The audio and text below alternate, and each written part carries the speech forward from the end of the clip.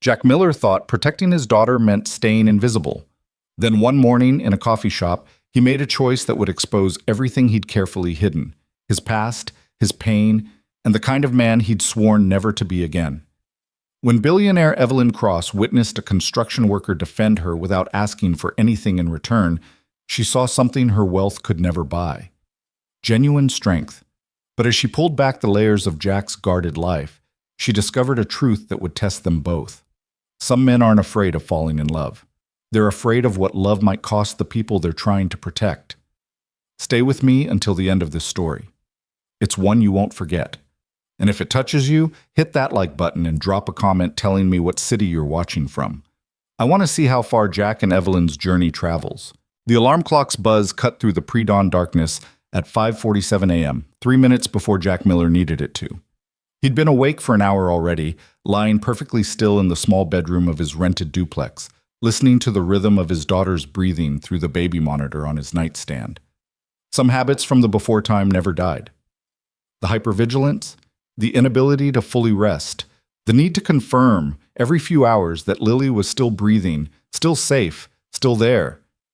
He silenced the alarm before it could wake her and swung his legs out of bed, his bare feet finding the cool hardwood floor. 42 years old, and his body still moved like a soldier's, efficient, economical, ready. The mirror in the bathroom showed him what 5 years of single fatherhood looked like. Gray threading through dark hair at the temples, lines carved deeper around eyes that had seen too much, shoulders that carried weight even when standing still. The shower ran cold for the first 30 seconds. Jack didn't mind. He'd learned to find comfort in discomfort, to trust only what he could control. Hot water was a luxury. Clean water was a necessity. The distinction mattered when you'd spent enough time in places where neither was guaranteed. By 6:15, he was dressed, worn jeans, a faded flannel shirt over a thermal steel-toed boots that had seen better years. The coffee maker gurgled and hissed, filling the small kitchen with the one scent that made this rented space feel remotely like home. He poured the first cup into a travel mug, then started a second pot. Lily would be up soon, and morning rituals mattered to 4-year-olds the way coordinates mattered to artillery units, absolute and non-negotiable. The duplex was small but clean. Jack kept it that way with military precision, not because he was naturally tidy, but because chaos in the environment meant chaos in the mind, and he couldn't afford chaos, not with Lily depending on him. The living room held a second-hand couch, a coffee table he'd refinished himself, and a corner dedicated entirely to his daughter's kingdom. Plastic castle, stuffed animals arranged with the careful hierarchy only a preschooler could devise, art supplies and labeled bins. On the wall hung exactly 3 photographs. One of Lily at 2 years old, gap-toothed and covered in birthday cake. One of Jack and Sarah on their wedding day, young and stupid with hope. And one of all 3 of them taken 6 months before the accident, before cancer turned Sarah's smile into something brave and brittle, before Jack learned that some battles you can't win no matter how hard you fight. He didn't look at that last photograph much anymore. The grief had dulled from a knife edge to a constant ache, manageable as long as he stayed in motion, stayed useful, stayed focused on the one person who still needed him. "Daddy?" The small voice came from the hallway, accompanied by the shuffle of footed pajamas on hardwood. Jack turned to find Lily standing in the kitchen doorway, blonde hair sleep-tangled, clutching the stuffed elephant that went everywhere she did. "Morning, Buttercup?" He crouched down, opening his arms, and she padded over to collapse against his chest with the full-body trust that children gave so freely and adults guarded so carefully. "Sleep okay?" "Mm-hmm. Mr. Trunks had a nightmare, though." "Did he?" Jack stood, lifting her with him, feeling the pleasant weight of her in his arms. "What about?" "Monsters. But I told him monsters aren't real, and even if they were, you'd punch them." "That's right. I would." He carried her to the kitchen table and settled her into her booster seat. "But you know what's even better than punching monsters?" "What?" "Not letting them scare you in the first place." He tapped her nose gently. "Pancakes or oatmeal?" "Pancakes." "Pancakes it is." The morning routine unfolded with practiced ease. Jack mixed batter while Lily narrated Mr. Trunks's opinion on everything from the weather to the questionable decision to have maple syrup instead of chocolate chips.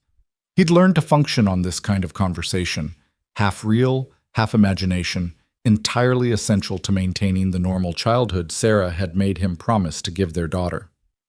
Promise me, Jack. Promise me she won't grow up feeling the weight of this. Promise me she'll have pancakes and play dates and a daddy who smiles. He'd made that promise in a hospital room that smelled of antiseptic and ending things. He'd held Sarah's hand and sworn he'd do it, even though they both knew he had no idea how. Smiling didn't come naturally to men who'd spent their 20s in desert combat zones. Normal didn't come easy to someone whose idea of problem-solving involved tactical assessment and overwhelming force. But he'd learned. God, how he'd learned. By 7:30, Lily was dressed in her favorite purple overalls and rainbow shirt, a combination that made absolutely no aesthetic sense, but represented crucial decision-making autonomy, according to the parenting books Jack had studied like military manuals. Her blonde hair was braided with the slightly uneven technique of a man who'd watched 17 YouTube tutorials and still couldn't quite master the complexity of small motor movements involving another person's hair. "You look beautiful," he said, meaning it. "I look like a rainbow. The most beautiful rainbow in Colorado." She giggled, and the sound did what it always did. Eased something tight in Jack's chest, reminded him why he got up every morning, why he'd traded officer's insignia for a carpenter's belt, why he measured success now in bedtime stories instead of mission completions. The drive to Little Learner's preschool took 20 minutes through morning traffic. Jack used the time the way he always did, half listening to Lily's chatter while running through the day's mental checklist. Job site at 8, foundation pour if the weather held, lumber delivery to confirm, invoice to submit, pick up Lily at 4. Dinner. He had chicken thawing, could do stir-fry. Bath time at 7. Stories at 7:30. Lights out by 8. Structure, routine, control. The only variables that mattered were the ones he could anticipate and plan for. "Daddy, can we get hot chocolate?" The question came as they stopped at a red light 2 blocks from the preschool. Jack glanced at the clock on the dashboard. 7:52. 8 minutes to drop off. If they stopped, he'd be cutting it close to make the job site by 8, but Dave wouldn't start the pour without him anyway, and Lily asked for so little. "Sure, Buttercup, quick stop." Her delighted squeal made the decision worthwhile. The coffee shop was a local place called Morningside Brew, the kind of establishment that predated corporate chains and survived on loyalty and location. Jack had been coming here since he and Sarah first moved to the neighborhood, back when she was pregnant and craving their cinnamon rolls, back when the future felt navigable. He found street parking half a block down and helped Lily out of her car seat. She immediately reached for his hand, another habit from the before time, when Sarah's illness had made the world feel unstable, and Daddy's hand was the one constant that never wavered. The morning air was crisp with October's first real bite. Jack could smell coffee and baked goods and the particular scent of a Colorado autumn, pine and possibility and the warning of winter at the edges. The shop's windows glowed warm against the gray morning, and through the glass, Jack could see the usual crowd. Laptop warriors claiming corner tables, construction crews grabbing quick fuel, professionals in their careful business casual. He pushed open the door, triggering the small bell that announced arrivals, and guided Lily toward the counter. That's when he saw her. She stood third in line, a woman so carefully composed she seemed to occupy a different atmosphere than everyone else in the shop. Tall, probably late 30s, wearing a charcoal suit that whispered expensive in every seam. Dark hair pulled back in a way that suggested control rather than style. Posture that spoke of boardrooms and bottom lines. But it was her face that caught Jack's attention. Not because she was beautiful, though she was, in that particular way that came from excellent bone structure and the resources to maintain it, but because of her expression, carefully neutral, professionally blank. The kind of face you learned to wear when showing emotion was a liability. Jack recognized it because he'd worn the same face for years. "Daddy, I want the one with the marshmallows." "We'll see what they have, Buttercup." The line moved forward. Jack kept Lily close, one hand resting lightly on her shoulder, automatically assessing the space the way he always did. Exits, crowd density, potential hazards. Old habits didn't die. They just found new contexts. The woman in the expensive suit ordered something complicated: half-calf almond milk latte with an extra shot and sugar-free vanilla. The barista, a kid who couldn't be more than 20, nodded with the glazed expression of someone who'd stopped processing the words and just focused on the rhythm. Two people ahead of them in line now. A man in a business suit, mid-40s, carrying himself with the aggressive confidence of someone who believed the world owed him deference. And between him and the woman, a small gap that suggested intentional distance. Jack felt it before he saw it, that shift in atmosphere that combat veterans learn to recognize, the change in ambient tension that preceded violence or confrontation or crisis. The man moved closer to the woman, not accidentally, not casually, with purpose. "You know, you could smile more." His voice carried clearly in the morning quiet, pitched just loud enough to be heard, but not loud enough to seem like he was causing a scene. "You'd be prettier if you smiled." The woman's expression didn't change. She didn't turn, didn't acknowledge him, didn't give him the reaction he was fishing for, which, predictably, made him escalate. "Hey, I'm talking to you." He moved closer still, invading the careful space she'd maintained. "It's just a compliment. You don't have to be such a—" Jack didn't make a conscious decision to move. His body simply acted, responding to a threat assessment that bypassed cognitive processing entirely. 3 steps forward, positioning himself between the man and the woman, one hand still resting on Lily's shoulder, the other hanging loose at his side. "Back up." 2 words. Quiet. Absolutely certain. The man turned, clearly ready to redirect his aggression toward this new target, then stopped. Whatever he saw in Jack's face made him recalculate. Jack knew what he saw. He'd seen it in the mirror often enough. The expression of someone who dealt with real threats and wouldn't blink at this manufactured one. The posture of a man who didn't need to puff himself up because he knew exactly what he was capable of and felt no need to prove it. "I was just—" "No, you weren't." Jack's voice remained conversational.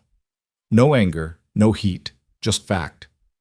"You were harassing this woman because you felt entitled to her attention. Now you're going to step back, get your coffee, and leave. And you're going to think very carefully about whether you want to make this into something it doesn't need to be." The silence in the coffee shop had shifted. People were watching now, phones probably already out, ready to record whatever happened next.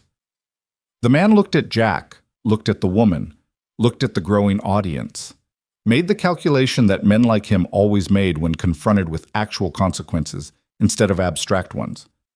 Whatever, she's not even that hot anyway. He turned and walked out, abandoning his place in line, his dignity intact in his own mind and shredded in everyone else's. Jack waited until the door closed behind him, then stepped back into his original position, hand still resting on Lily's shoulder. The line moved forward. "That was very kind of you." The voice came from behind him, cultured, controlled, with an accent that suggested expensive private schools somewhere in the Northeast. Jack glanced back to find the woman looking at him with an expression he couldn't quite read. "No big deal," he said. "It was to me." Jack nodded once, uncomfortable with the attention, then turned back to face the counter. They were next in line. The barista, wide-eyed and clearly processing what had just happened, looked at him with something between gratitude and nervousness. "What can I get you?" "Large black coffee and 1 hot chocolate with marshmallows." Jack pulled out his wallet. "Whatever she's having too." He tilted his head back toward the woman without looking at her.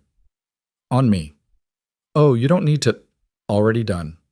He handed over a $20 bill, accepted his change, and guided Lily toward the pickup counter.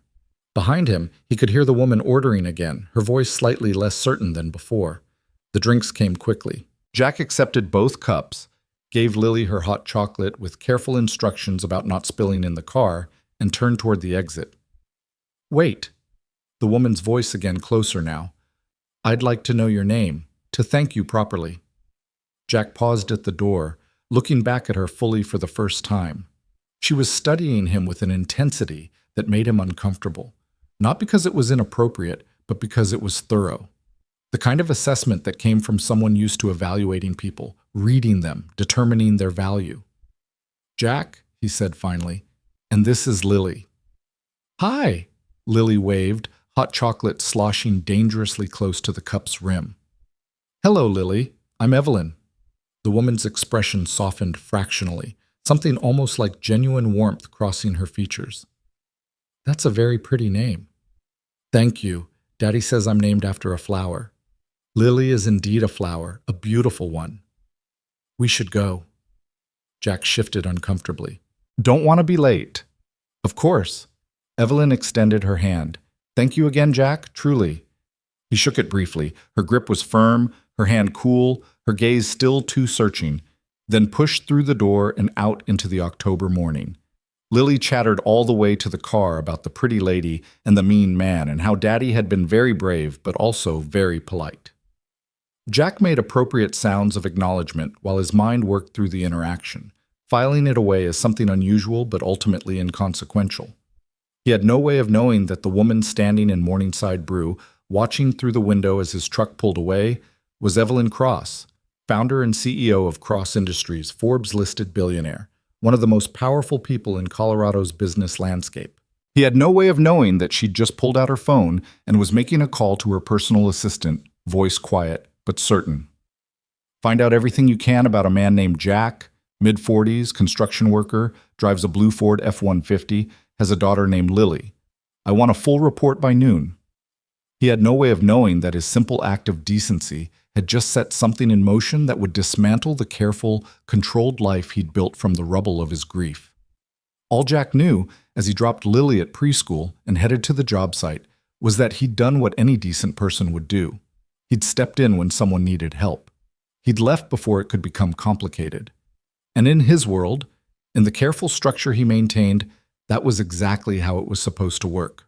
Simple, clean, uncomplicated. The foundation pour went smoothly. Jack worked alongside his crew, 3 guys he'd known for 2 years, good workers who showed up on time and didn't ask questions about his past. Dave Morrison, the site foreman, was ex-Navy, which meant they understood each other's silences. Carlos and Miguel were brothers from El Paso who worked with the kind of precision that came from pride in craft rather than external pressure. By noon, they'd finished the pour and were cleaning up when Dave called a lunch break. "Miller, you got a second?" Jack looked up from where he was hosing down tools, found Dave standing with his arms crossed, expression thoughtful. "What's up?" "Company called. Want to know if you'd be interested in running the Riverside project." Jack straightened slowly. The Riverside project was a major commercial development, 3 buildings, 18 months of work, significant responsibility. The kind of opportunity that came with better pay, longer hours, and complexity he'd specifically been avoiding. "I'll think about it." "It's good money, Jack, real good money. Could set you and Lily up nice." "I know. I'll think about it." Dave nodded, reading the subtext correctly. Jack Miller wasn't a man who made decisions quickly or shared his reasoning. He was reliable, skilled, and utterly self-contained. It made him an excellent employee and an enigmatic person. Lunch was the usual: sandwich from home, coffee from the thermos, 15 minutes of sitting in his truck with the radio playing classic rock at low volume. Jack used the time to check his phone. 1 text from Little Learners confirming Lily's pickup time. 1 email about the parent-teacher conference next week. Nothing urgent, nothing complicated. The afternoon passed in the rhythm of physical labor, the satisfaction of concrete work, of building things that would last, of measuring success in level lines and square corners. This was the part of his new life that made sense. Construction didn't require emotional complexity. It required precision, strength, and attention to detail. Jack had all 3 in abundance.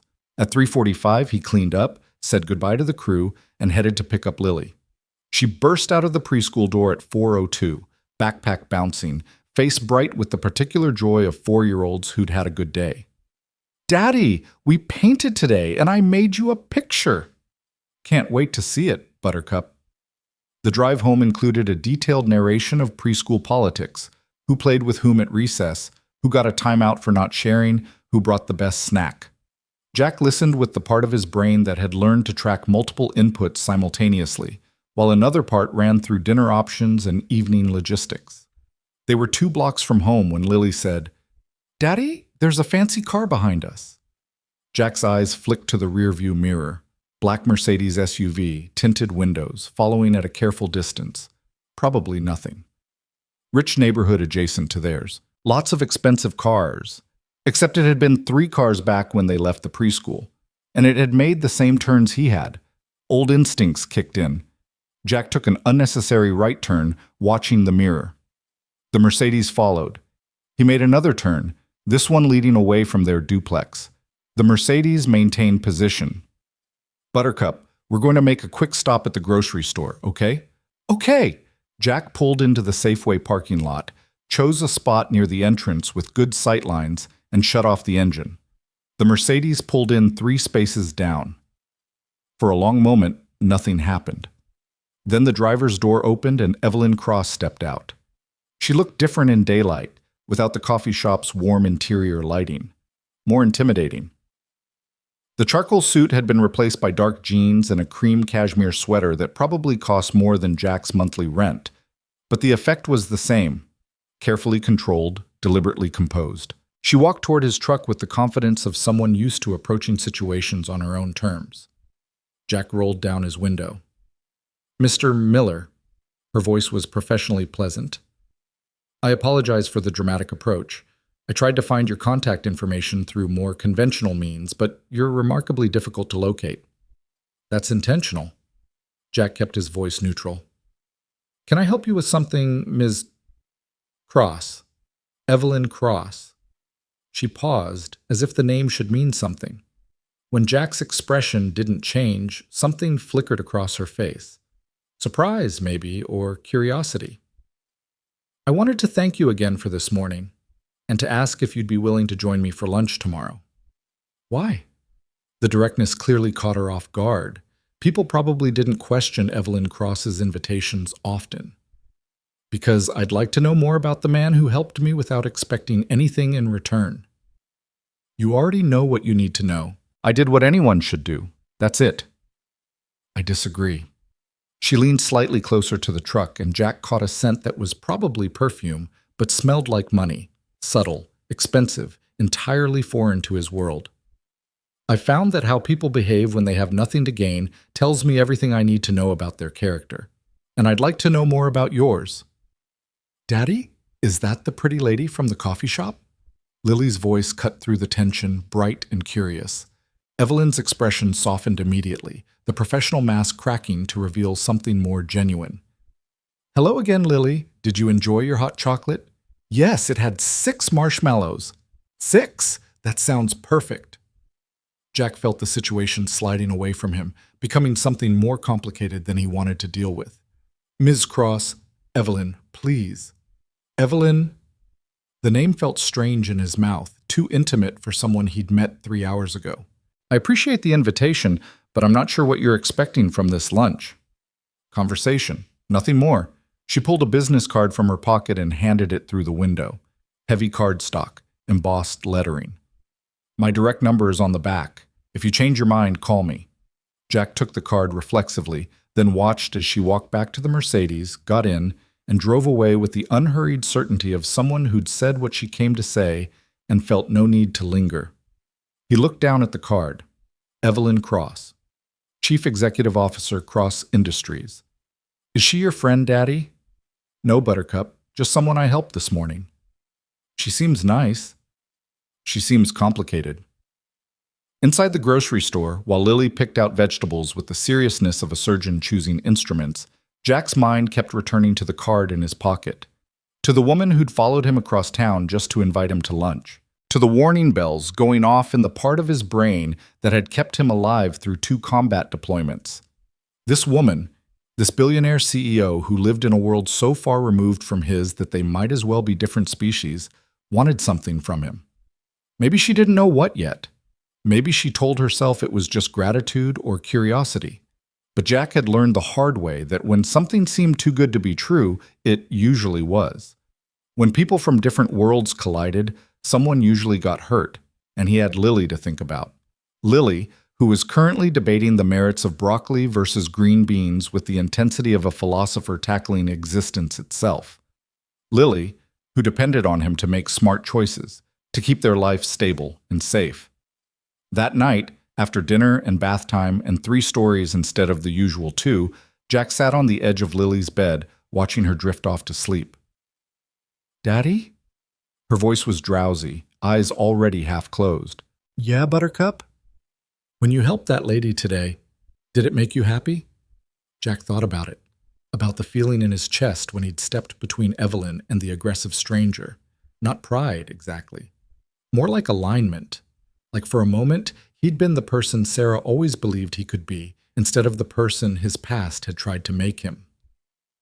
"Yeah," he said finally, "I guess it did." "Good. Mommy would be happy too." The words hit him like a gut punch. Not painful exactly, but powerful enough to take his breath. Lily almost never mentioned Sarah anymore. Jack didn't know if that was normal for a 4-year-old or something he should be worried about. Another thing to add to the list of parenting challenges he was figuring out one day at a time. "She would be," he agreed softly. "Now sleep. Tomorrow's another day." He sat there long after Lily's breathing evened out into sleep, watching the nightlight cast soft shadows across her room, thinking about the business card in his wallet and the woman who'd given it to him. Evelyn Cross wanted to have lunch, to talk, to get to know him. And Jack wanted, what exactly? He wanted his life to stay simple, predictable, safe. He wanted to be enough for his daughter without needing anyone else. He wanted to stop feeling like he was one crisis away from falling apart. But what he told himself, as he stood and walked quietly out of Lily's room, was that he wanted nothing from Evelyn Cross. She belonged to a world he'd left behind when he'd traded his officer's uniform for a carpenter's belt. A world where people networked and strategized and saw other humans as assets to be leveraged. He'd have his coffee tomorrow at a different shop. He'd forget about billionaires and expensive perfume and the way Evelyn's eyes had tracked him with the precision of someone solving a particularly interesting puzzle. He'd keep his life simple. That was the plan. But that night, lying in bed unable to sleep, Jack kept seeing Evelyn's face when she'd looked at Lily, the way her professional mask had cracked, the genuine warmth that had flickered through her careful control. And he wondered, just for a moment, just in the dangerous quiet of 2 a.m. when his defenses were down, what it might be like to be seen by someone like that. Not as a project or a curiosity, but as a person worth knowing. Then he reminded himself that wondering was dangerous. Hope was a luxury he couldn't afford. And billionaires didn't invite construction workers to lunch because they wanted friendship. They wanted something. And Jack Miller had nothing to give except the one thing he'd sworn to protect, the fragile, carefully constructed life he'd built for his daughter. So he'd decline, politely but firmly. Tomorrow. The decision made, Jack finally drifted into uneasy sleep, unaware that across town, in a penthouse apartment with floor-to-ceiling windows overlooking the city lights, Evelyn Cross sat at her desk reading a report on a man named Jack Miller, former Army officer, distinguished service, honorable discharge, married to Sarah Chen Miller, deceased 3 years ago from ovarian cancer, single father to Lily Ann Miller, age 4. Current employment, carpenter with Morrison Construction. Residence, rental duplex in a modest neighborhood. Credit score, excellent. Criminal record, none. Social media presence, non-existent. On paper, Jack Miller was unremarkable, a working-class single father doing his best. But Evelyn hadn't built a billion-dollar company by trusting paper assessments. She'd watched the way Jack moved in that coffee shop, the absolute certainty, the controlled power, the way he'd positioned himself between her and a threat without hesitation, then walked away without requiring acknowledgement. She'd spent her entire adult life surrounded by men who wanted something from her: money, access, validation, the association with her name and her resources. Jack Miller had wanted nothing, and that made him either the most genuine person she'd met in 20 years or the most dangerous. Evelyn intended to find out which. She picked up her phone and sent a text to her assistant. "Clear my schedule for lunch tomorrow. I have a meeting." Then she turned off her desk lamp and walked to the windows, looking out at the city she'd conquered through will and strategy and the refusal to accept limitations. Somewhere out there, in a small duplex with a daughter sleeping safely in the next room, Jack Miller was probably asleep by now, probably not thinking about her at all. But Evelyn Cross hadn't gotten where she was by accepting rejection. Tomorrow, she'd try again. And this time, she'd make sure Jack Miller understood that her interest wasn't pity or curiosity or some rich person's whim. It was something else entirely. Something she hadn't felt in so long she'd almost forgotten what it was like. Genuine intrigue. The kind that made you want to know someone not for what they could do for you, but for who they were when nobody was watching. The kind that was either going to be the best decision she'd ever made or the biggest mistake. But Evelyn Cross hadn't built an empire by playing it safe. And Jack Miller, whether he knew it yet or not, had just become the most interesting puzzle she'd encountered in years. She was going to solve him, one way or another. The next morning arrived with the same relentless punctuality as every other morning, but Jack found himself lying awake before the alarm, staring at the ceiling and thinking about things he'd convinced himself didn't matter. The business card sat on his nightstand where he'd left it last night, heavy cardstock that caught the early light filtering through the blinds, accusatory in its expensive simplicity. He'd decided not to call. That decision had felt solid at 2 a.m., reinforced by logic and self-preservation and the practical reality that people from Evelyn Cross's world didn't mix with people from his. Oil and water, different orbits. The metaphors were endless and all pointed to the same conclusion. Stay in your lane, Miller. But then Lily had padded into his room at 6:15, dragging Mr. Trunks and asking if the pretty lady was going to be their friend, and something in her hopeful expression had made Jack's certainty waver. Children had a way of seeing the world without the protective cynicism adults developed. To Lily, a nice lady who'd smiled at her was just a nice lady. No complications, no hidden agendas. "We'll see, Buttercup," he'd said, which was parent speak for probably not, but I don't want to explain why. Now, standing in Morningside Brew at 7:30 a.m. with Lily chattering about her upcoming show and tell, Jack found himself scanning the shop involuntarily, looking for charcoal suits and composed expressions, and the particular way Evelyn had of occupying space, like she owned it without needing to announce the fact. She wasn't there. The relief he felt was disproportionate and completely unconvincing. "Large black coffee," he told the same barista from yesterday, who gave him a knowing smile that Jack chose to ignore. "And 1 hot chocolate. With marshmallows? 6 of them, apparently. That's the magic number." The barista grinned. "Coming right up. Hey, that was really cool what you did yesterday. That guy was a total creep." Jack shrugged, uncomfortable with the praise. "Anyone would have done it. But they didn't. You did." There wasn't much to say to that, so Jack just nodded and moved to the pickup counter. Lily pressed her face against the pastry display case, conducting a serious evaluation of the morning's offerings. "Daddy, can I have the one with the sprinkles?" "You haven't had breakfast yet." "But it has sprinkles. That's basically vitamins. That's basically sugar." "Sugar gives you energy. You said so." Jack fought back a smile. His daughter had inherited Sarah's razor-sharp logic and his own stubborn persistence. The combination was going to make her teenage years absolutely terrifying. "Tell you what, if you eat a real breakfast when we get home, you can have the sprinkle thing tomorrow." "That's negotiation, right? Like in your army days?" "Something like that." Did you negotiate with bad guys? Sometimes. Mostly I just followed orders and tried not to get shot at. Lily considered this with the gravity of someone who'd heard bits and pieces of Daddy's before time, but didn't quite understand what it all meant.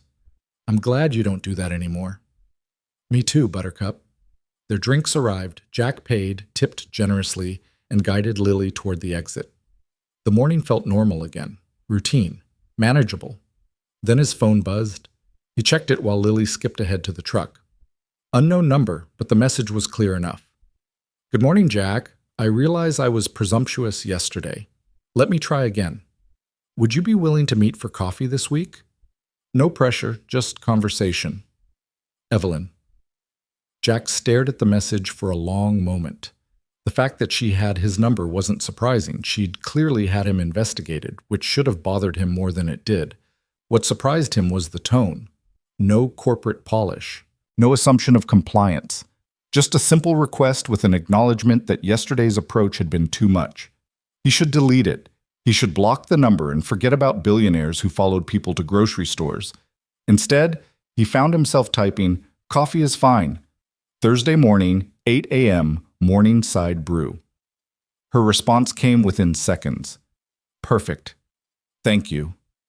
Jack pocketed his phone and climbed into the truck, where Lily was already buckled in and singing something about elephants that she'd learned at preschool. He started the engine, pulled into traffic, and tried to ignore the small voice in his head that sounded suspiciously like Sarah asking him when he'd decided to start lying to himself about what he wanted. The job site that day was a renovation project in one of Denver's older neighborhoods, a craftsman house getting converted into a law office. Jack spent the morning installing custom shelving in what would become the library, losing himself in the precise work of measuring and cutting and fitting pieces together with the kind of accuracy that left no room for error or introspection. Dave found him around 11, carrying 2 bottles of water and wearing his "I need to talk about something" expression. Riverside project needs an answer by Friday, Dave said, handing over one of the bottles. They're getting impatient. Jack accepted the water and took a long drink before responding. It's a lot of responsibility. You've handled responsibility before, bigger than this. That was different. How? That was leading men who knew what they were signing up for. This is, Jack gestured vaguely at the shelving. This is building things, making them level and square and permanent. No variables, no chaos. Dave leaned against the wall, studying Jack with the particular understanding of one veteran recognizing another's carefully maintained boundaries. You know it's okay to want more than just getting by, right? I'm not just getting by. I'm providing for my daughter. You're surviving. That's not the same as living. The words hit harder than they should have. Jack set down his tools and turned to face Dave fully. What's that supposed to mean? It means Sarah's been gone 3 years, and you're still acting like you're in triage mode. Like if you stop moving for 5 seconds, everything's going to fall apart. Maybe it will. Or maybe you're so busy controlling everything that you're missing the chance to actually build something. And I'm not talking about shelves.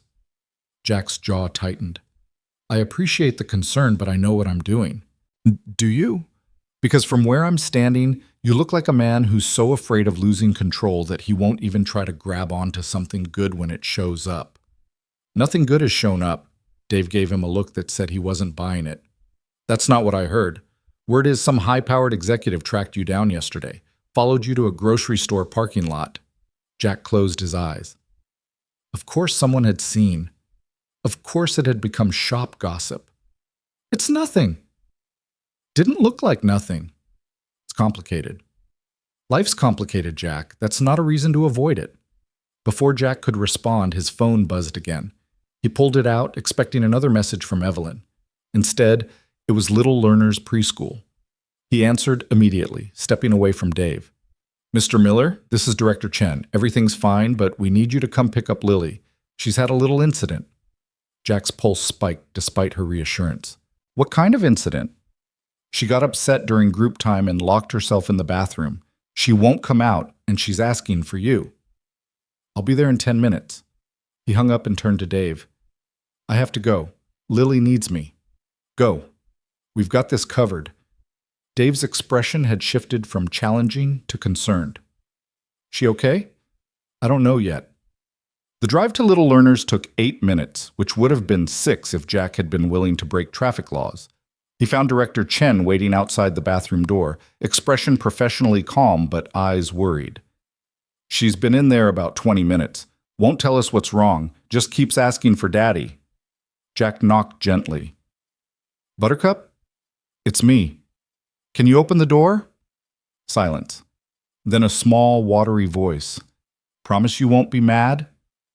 I promise. Just open the door, baby. The lock clicked. Jack eased the door open to find Lily sitting on the floor, knees pulled to her chest, eyes red from crying. He crouched down immediately, opening his arms, and she launched herself at him with the full force of 4-year-old desperation. What happened? Jack kept his voice gentle, one hand rubbing her back while she sobbed against his shoulder.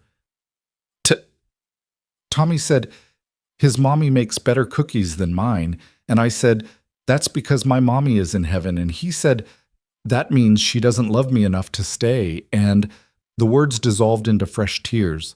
Jack felt something sharp twist in his chest. This was what he'd been trying to prevent, the pain, the questions. The inevitable moment when Lily realized that other kids had something she didn't, something that couldn't be replaced by a father's devotion or careful routines or all the love in the world. "Hey, look at me." He pulled back just enough to meet her eyes. "Tommy is wrong. Your mommy loved you more than anything in the whole world. She didn't want to leave. Sometimes people get sick, and even when they fight as hard as they can, their bodies just can't keep going. But that has nothing to do with how much they love us. You understand?" Lily nodded, but her lower lip still trembled. "And you know what your mommy told me before she went to heaven? She told me to make sure you grew up knowing exactly how much you were loved. That's my most important job. Not construction, not anything else. Just making sure you know that." "Do you think she can see me? From heaven?" Jack thought about all the things he'd stopped believing in after watching Sarah die by inches in a hospital bed, about faith and fairness, and the idea that good people deserved good outcomes. But looking at his daughter's tear-streaked face, he found himself saying, "Yeah, Buttercup, I think she can, and I think she's really proud of the amazing person you're becoming. Even when I lock myself in bathrooms? Especially then, because you're feeling big feelings and trying to figure out how to handle them. That's what growing up is." Lily wiped her nose on her sleeve. "Can we go home?" "Yeah, we can go home." Director Chen met them in the hallway with Lily's backpack and an apologetic expression. "I'm so sorry, Mr. Miller. We had no idea Tommy would say something like that. We'll be addressing it with his parents." "Kids say thoughtless things. It's not his fault." Jack settled Lily on his hip despite the fact that she was getting too big for it. "We'll see you tomorrow." "Actually, if you need to take the rest of the week, we'll see you tomorrow," Jack repeated firmly. Because running away didn't solve problems. It just taught Lily that difficulty was something to avoid instead of something to face. In the truck, Lily was quiet, clutching Mr. Trunks and staring out the window. Jack navigated traffic while his mind worked through the implications. This wasn't going to be a one-time thing. There would be more Tommies. More moments when Lily confronted the reality that her family looked different from everyone else's. More moments when Jack's best efforts weren't enough to protect her from pain. "Daddy?" Lily's voice was small. "Do you ever get lonely?" The question caught him completely off guard. "What makes you ask that?" "Because you don't have a mommy anymore either, and you don't have friends who come over, just me and you." Jack pulled into their driveway and shut off the engine before answering. "I'm not lonely, Buttercup. I have you. That's enough." "But what if I'm not enough? What if you need a grown-up friend?" "Where is this coming from?" Lily picked at the elephant's worn fabric. "Emma's daddy has a girlfriend now, and she's nice, and Emma says it's okay to still love her mommy and also like the girlfriend. And I just thought, maybe you need someone too." Jack sat very still, processing the fact that his 4-year-old daughter was apparently worried about his social life. "I appreciate you thinking about me, but you don't need to worry about grown-up stuff. That's my job. The pretty lady from the coffee shop liked you." "What?" "I could tell. She looked at you the way the prince looks at the princess in my books." "Lily, I'm just saying, if you wanted a friend, she seemed nice." Jack rubbed his face, caught between amusement and something that felt uncomfortably like being seen through by someone who still believed in princes and princesses. "Let's get inside and have some lunch, okay?" That evening, after Lily had been fed and bathed and read to and tucked in with extra reassurances about maternal love transcending death, Jack sat on the back porch with a beer he wasn't really drinking. The October night was cold enough that he should have gone inside, but the discomfort felt appropriate somehow. His phone sat on the small table beside him, Evelyn's message still visible on the screen. Thursday morning, 8 a.m. He'd agreed to coffee. Simple enough. Casual. He could handle one conversation with a woman who'd shown him a moment of kindness that had somehow gotten tangled up with his daughter's perception that he needed rescuing from loneliness. Except nothing about Evelyn Cross seemed simple. The phone buzzed. Another message. "I realize I'm being persistent, but I wanted to make sure Thursday still works for you. If you'd rather not, I understand." Jack stared at the words for a long moment. The easy thing would be to cancel. To send a polite message about schedules and responsibilities and all the reasonable excuses people use to avoid complications. Instead, he typed, "Thursday works. But I should tell you, I'm not looking for complications." My life is pretty simple, and I'd like to keep it that way. Her response came after a pause long enough that Jack thought maybe he'd scared her off. I'm not offering complications. Just coffee and conversation. I promise to respect whatever boundaries you need. Something about the phrasing made Jack believe her. Or maybe he just wanted to believe her. Either way, he found himself responding, "Okay, see you Thursday." He set the phone down and took a real drink of the beer this time, letting the cold liquid chase away some of the tightness in his chest. This was fine. He could have coffee with someone. It didn't mean anything. It didn't change anything. Sarah's voice echoed in his memory, the way it sometimes did in quiet moments. "Jack, honey, you can't protect yourself from life forever. Sometimes you have to let people in." "I let Lily in," he said to the empty porch. "That's enough." But even as he said it, he knew he was lying. Thursday morning arrived wrapped in fog, and the kind of damp cold that made Jack's old injuries ache in places he usually ignored. He dropped Lily at preschool with extra hugs and reassurances, watching her skip inside with renewed confidence that made his chest tight with pride and relief in equal measure. By 7:55, he was sitting in Morningside Brew at a corner table, black coffee in front of him, trying not to look like someone waiting for a woman he barely knew and definitely shouldn't be meeting. The shop was quieter than usual, post-rush, pre-lunch crowd, leaving just a handful of laptop warriors and one elderly couple sharing a muffin with the synchronized movements of people who'd been together for decades. Evelyn arrived at exactly 8 o'clock, because of course she did. But instead of the corporate armor he'd expected, she wore jeans and a simple navy sweater, her hair loose around her shoulders instead of pulled back in severe control. She looked younger, more accessible. Still obviously expensive in that way that came from quality rather than flash, but less intimidating. She spotted him immediately and smiled. Not the professional expression from the coffee shop, but something that seemed almost nervous. "Thank you for agreeing to this," she said, sliding into the seat across from him. "I wasn't sure you would." "I wasn't sure I would either," Jack admitted. A barista appeared and Evelyn ordered a cappuccino with the kind of casual politeness that suggested she'd made an effort not to be high maintenance today. When they were alone again, she folded her hands on the table and met his eyes directly. "I'm going to be honest with you, Jack. I don't do this. I don't track down strangers and ask them to coffee. I don't pursue people who clearly aren't interested in being pursued. But there's something about you that I can't quite figure out, and it's been bothering me for 3 days. Oh, what's that? You didn't want anything from me. When you helped me in the coffee shop, when you paid for my drink, when you told me your name. None of it was transactional. You didn't see an opportunity. You just saw a person who needed help." She paused, her expression thoughtful. "Do you know how rare that is in my world?" "Maybe you're in the wrong world." She laughed, a genuine sound that transformed her face. "Maybe I am. But it's the world I built, so I'm stuck with it." "Why did you build it?" The question seemed to catch her off guard. Her cappuccino arrived, giving her a moment to consider her answer. She wrapped both hands around the cup, and Jack noticed she wasn't wearing any rings. No jewelry at all, actually, except for a simple watch that probably cost more than his truck. "Because I was 22 years old and poor and angry," she said finally. "Because my father told me I'd never amount to anything. Because I grew up watching my mother shrink herself to fit into his expectations. And I swore I'd never do that. So I built something that was entirely mine, something no one could take away.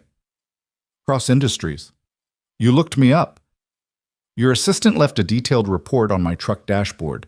Seemed like I should return the favor." Evelyn winced. "I'm sorry about that.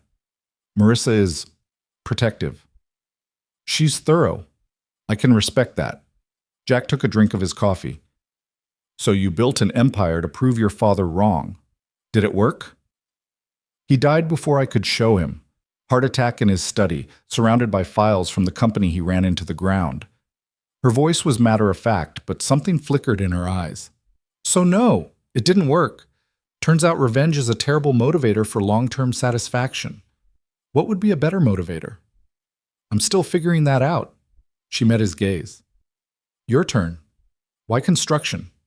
The report said you were an Army officer. That's a significant career change." Jack considered how much to share. The safe answer would be vague, something about wanting a change, wanting to be present for Lily. But Evelyn had been honest with him, and something about the way she'd admitted to building an empire out of anger made him want to match her vulnerability. My wife got sick, he said. Stage 4 ovarian cancer. By the time they found it, there wasn't much they could do except try to give her more time. I was deployed when she got the diagnosis. It took 3 weeks to get me stateside, and by then she'd already started chemo. He stared into his coffee cup. I realized I'd spent 10 years following orders, leading men, completing missions, and none of it mattered compared to the fact that I wasn't there when Sarah needed me. So when she died, I resigned my commission and took the first job I could find that would let me be home every night for Lily. I'm sorry, Evelyn said quietly. That must have been impossibly hard. What's hard is being a single parent and having no idea if you're doing it right. What's hard is watching your daughter ask questions about her mother that you can't answer without breaking down. What's hard is figuring out how to be enough when you feel like half of a whole that doesn't exist anymore. The words came out rougher than he'd intended, carrying more weight than he usually let show. Evelyn didn't flinch or offer platitudes. She just nodded like she understood that some things couldn't be fixed with sympathy. Lily seems like an amazing child, she said after a moment. She is. She's the best thing Sarah and I ever did. Is she why you're so careful about complications? Jack looked up sharply. What? Your message. About wanting to keep your life simple. I'm assuming that's about protecting her. Partly. He set down his cup. But it's also about protecting myself. I did complicate it once. The high-stress career, the deployments, the constant pressure. I'm done with that. I like knowing what to expect each day. I like routine and stability and being able to control the variables. And I'm a variable. You're several variables wrapped in expensive cashmere. She smiled. Fair assessment. But you know, Jack, life doesn't actually allow you to control all the variables, no matter how carefully you plan. I can try. You can. But you might miss some good things while you're busy controlling everything. She leaned forward slightly. Do you know what I saw when you stepped between me and that man in the coffee shop? I saw someone who acted without calculating risk or benefit. Someone who just did what was right, because it needed doing. That's not someone who's as controlled as they want to believe. That was instinct, training. It was character. There's a difference. Jack didn't know what to say to that. The conversation had moved into territory he hadn't anticipated. Too personal, too probing, too much like someone actually seeing him instead of just the role he played. I should go, he said, checking his watch. I have a job site. Jack. Her voice was gentle but firm. I'm not trying to make you uncomfortable. I'm just trying to understand the man who helped me without wanting anything in return. Because in my experience, everyone wants something, and I need to know if you're real or if I'm projecting something onto you that isn't actually there.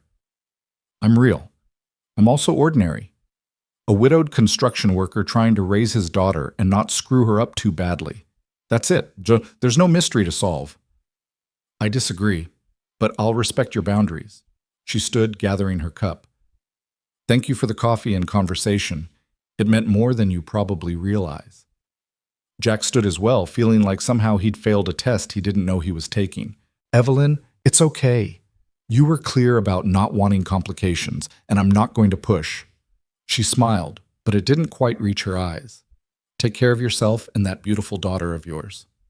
She walked toward the exit, and Jack watched her go, feeling something twist uncomfortably in his chest. This was what he wanted, right? To keep his life simple. To avoid entanglements with women who lived in penthouses and built empires and saw him as some kind of puzzle to solve. So why did watching her leave feel like a mistake? Wait, the word was out before he could stop it. Evelyn turned, one hand on the door. Jack crossed the distance between them, aware that everyone in the coffee shop was probably watching but unable to care. I'm not good at this. The whole talking about feelings, letting people in, trusting that things won't fall apart. Sarah was it for me. The one person who saw past all my walls and decided I was worth the effort. And when she died, I built those walls back up higher because it was the only way I knew how to survive. I understand that. But, Jack took a breath. But my daughter told me the other day that she thinks I'm lonely, that maybe I need a grown-up friend, and I told her I was fine, But the truth is, he trailed off, struggling with words that felt foreign in his mouth. The truth is, I don't know if I am fine, or if I've just gotten really good at pretending. Evelyn's expression softened. What are you saying, Jack? I'm saying maybe I could use a friend. Someone who doesn't expect me to be anything other than what I am. Someone who understands that I come with a 4-year-old daughter and a complicated past and a really strong need for things to be predictable. I can do that. Can you? Because you're a CEO. You build empires. You probably have assistants who manage your assistants. My idea of a big decision is whether to use Phillips head or flathead screws. She laughed. Jack, I spend my days making decisions that affect thousands of employees and millions of dollars. I sit in meetings where people tell me what they think I want to hear instead of what I need to know. I go to events where everyone wants something: access, investment, association. Do you know what I want right now? What? To have a simple conversation with someone who sees me as Evelyn instead of as Cross Industries. To not have to perform or strategize or calculate, to just be. Jack studied her face, looking for deception or hidden agendas, finding only sincerity and something that looked almost like loneliness mirroring his own. Okay, he said finally. Friends. But I'm serious about boundaries. Lily comes first, always. I wouldn't have it any other way. And I work normal hours. I'm not available for fancy dinners or gallery openings or whatever it is billionaires do for fun. I'm willing to adjust my schedule. And if this gets complicated, if it starts affecting my daughter or my stability, I'm out. No discussion. Understood. She extended her hand. Friends? Jack shook it, feeling the same cool grip as before, but this time reading it differently. Not calculation, just control that came from the same place his did, the need to manage variables in a world that rarely cooperated. Friends, he agreed. They stood there for a moment, hands clasped, something unspoken passing between them that Jack refused to examine too closely. Then Evelyn released his hand and stepped back. I should let you get to work. Yeah, and I should probably stop having emotional breakthroughs in public coffee shops. It's very dramatic. I appreciate the effort. Jack almost smiled. Don't get used to it. I'm usually much more repressed. I'll try to contain my disappointment. She paused at the door. Jack? Thank you for giving me a chance. Don't make me regret it. I'll do my best. Then she was gone, and Jack was left standing in Morningside Brew, wondering what exactly he'd just agreed to and why it felt simultaneously like the best and worst decision he'd made in 3 years. His phone buzzed. Dave. Where are you? We need to start the framing. Jack typed back. On my way. Sorry. But as he drove to the job site, he couldn't shake the feeling that something fundamental had shifted. He'd opened a door he'd kept carefully locked, let someone peek inside at the messy reality of his life. And instead of running away, Evelyn Cross had asked if she could stay. That terrified him more than any combat zone ever had, because enemies you could fight, emotions you just had to feel. And Jack Miller was very, very out of practice at feeling anything except responsible. The friendship, if that's what it was, developed in increments so small that Jack almost didn't notice it happening. A text message on Friday asking how Lily was doing after the bathroom incident. A response on Saturday with a photo of Lily building a block tower that defied physics. A conversation on Sunday about nothing in particular. Just the kind of idle exchange that people who genuinely liked each other fell into without thinking about it. By the following Wednesday, Jack had somehow agreed to meet Evelyn for lunch at a small sandwich shop near his job site. Nothing fancy. Nothing that required him to change out of his work clothes or pretend to be someone he wasn't. She arrived exactly on time, wearing jeans and a leather jacket that managed to look both casual and prohibitively expensive. Her hair was pulled back in a ponytail, and she carried herself with less of the corporate armor he'd seen in their first encounters. You look different, Jack said as she slid into the booth across from him. Different good or different bad? Just different. More, he searched for the right word. Human. Evelyn laughed. That's probably the best compliment I've gotten in months. Most people tell me I look powerful or intimidating or whatever euphemism they're using for Ice Queen this week. Are you an Ice Queen? In the boardroom? Absolutely. It's survival. Show weakness, and people will exploit it. She picked up the menu, scanning it quickly. But I'm trying to remember that not every interaction is a negotiation. It's harder than it sounds. The waitress appeared, and they ordered. Jack, his usual turkey club. Evelyn, a Greek salad with grilled chicken. When they were alone again, Jack found himself studying her with the same careful assessment he'd use on a structure he was trying to understand. "What?" Evelyn asked, catching his gaze. "I'm trying to figure out what you're getting out of this. We're friends, okay? But you're a billionaire CEO. I'm a construction worker. We have literally nothing in common. We have more in common than you think." "Like what?" "We've both built lives around control. We both use work as a shield. We're both protecting something fragile that we're terrified of losing." She met his eyes steadily. "The difference is, you're protecting your daughter. I'm protecting myself." The honesty caught Jack off guard. He'd expected deflection or corporate speak, not this kind of raw admission. "From what?" he asked. "From becoming my mother. From being the woman who gave up everything to fit into someone else's vision of what she should be. From ending up in a loveless marriage in a house that felt like a museum, wondering when life became something to endure instead of something to live." That's specific. That's therapy talking. 3 years worth. Turns out building an empire doesn't actually solve your childhood trauma. Who knew? She smiled, but it was edged with something bitter. "My therapist suggested I try connecting with people outside my usual circles. People who don't know me as Evelyn Cross, CEO. People who might actually see me as just Evelyn. So I'm a therapy assignment." "No. You're someone who was kind to me when you had no reason to be. Someone who didn't Google me before deciding whether I was worth your time. Someone who treats his daughter like she's the most important person in the world and doesn't apologize for it." She paused. "You're what my therapist calls a corrective experience." Jack leaned back in the booth, processing this. "I don't know if I'm comfortable being someone's life lesson." "That's fair. I probably shouldn't have dumped all that on you." "I didn't say stop. I just said I don't know if I'm comfortable with it." He ran a hand through his hair. "Look, I get what you're saying about control. After Sarah died, I spent 6 months trying to micromanage every aspect of Lily's life. What she ate, when she slept, who she played with. I thought if I could just control enough variables, I could keep her safe. Keep us both safe. What changed? She had a meltdown in the grocery store because I wouldn't let her pick out her own cereal. Full nuclear tantrum. And this older woman came up to me while I was trying to calm Lily down and said, 'Son, you can't bubble wrap childhood. All you'll end up with is a fragile kid and an exhausted parent.'" Jack smiled at the memory. "So I let Lily pick the cereal. She chose something with so much sugar, it's basically candy. And you know what? She was so proud of herself, so happy.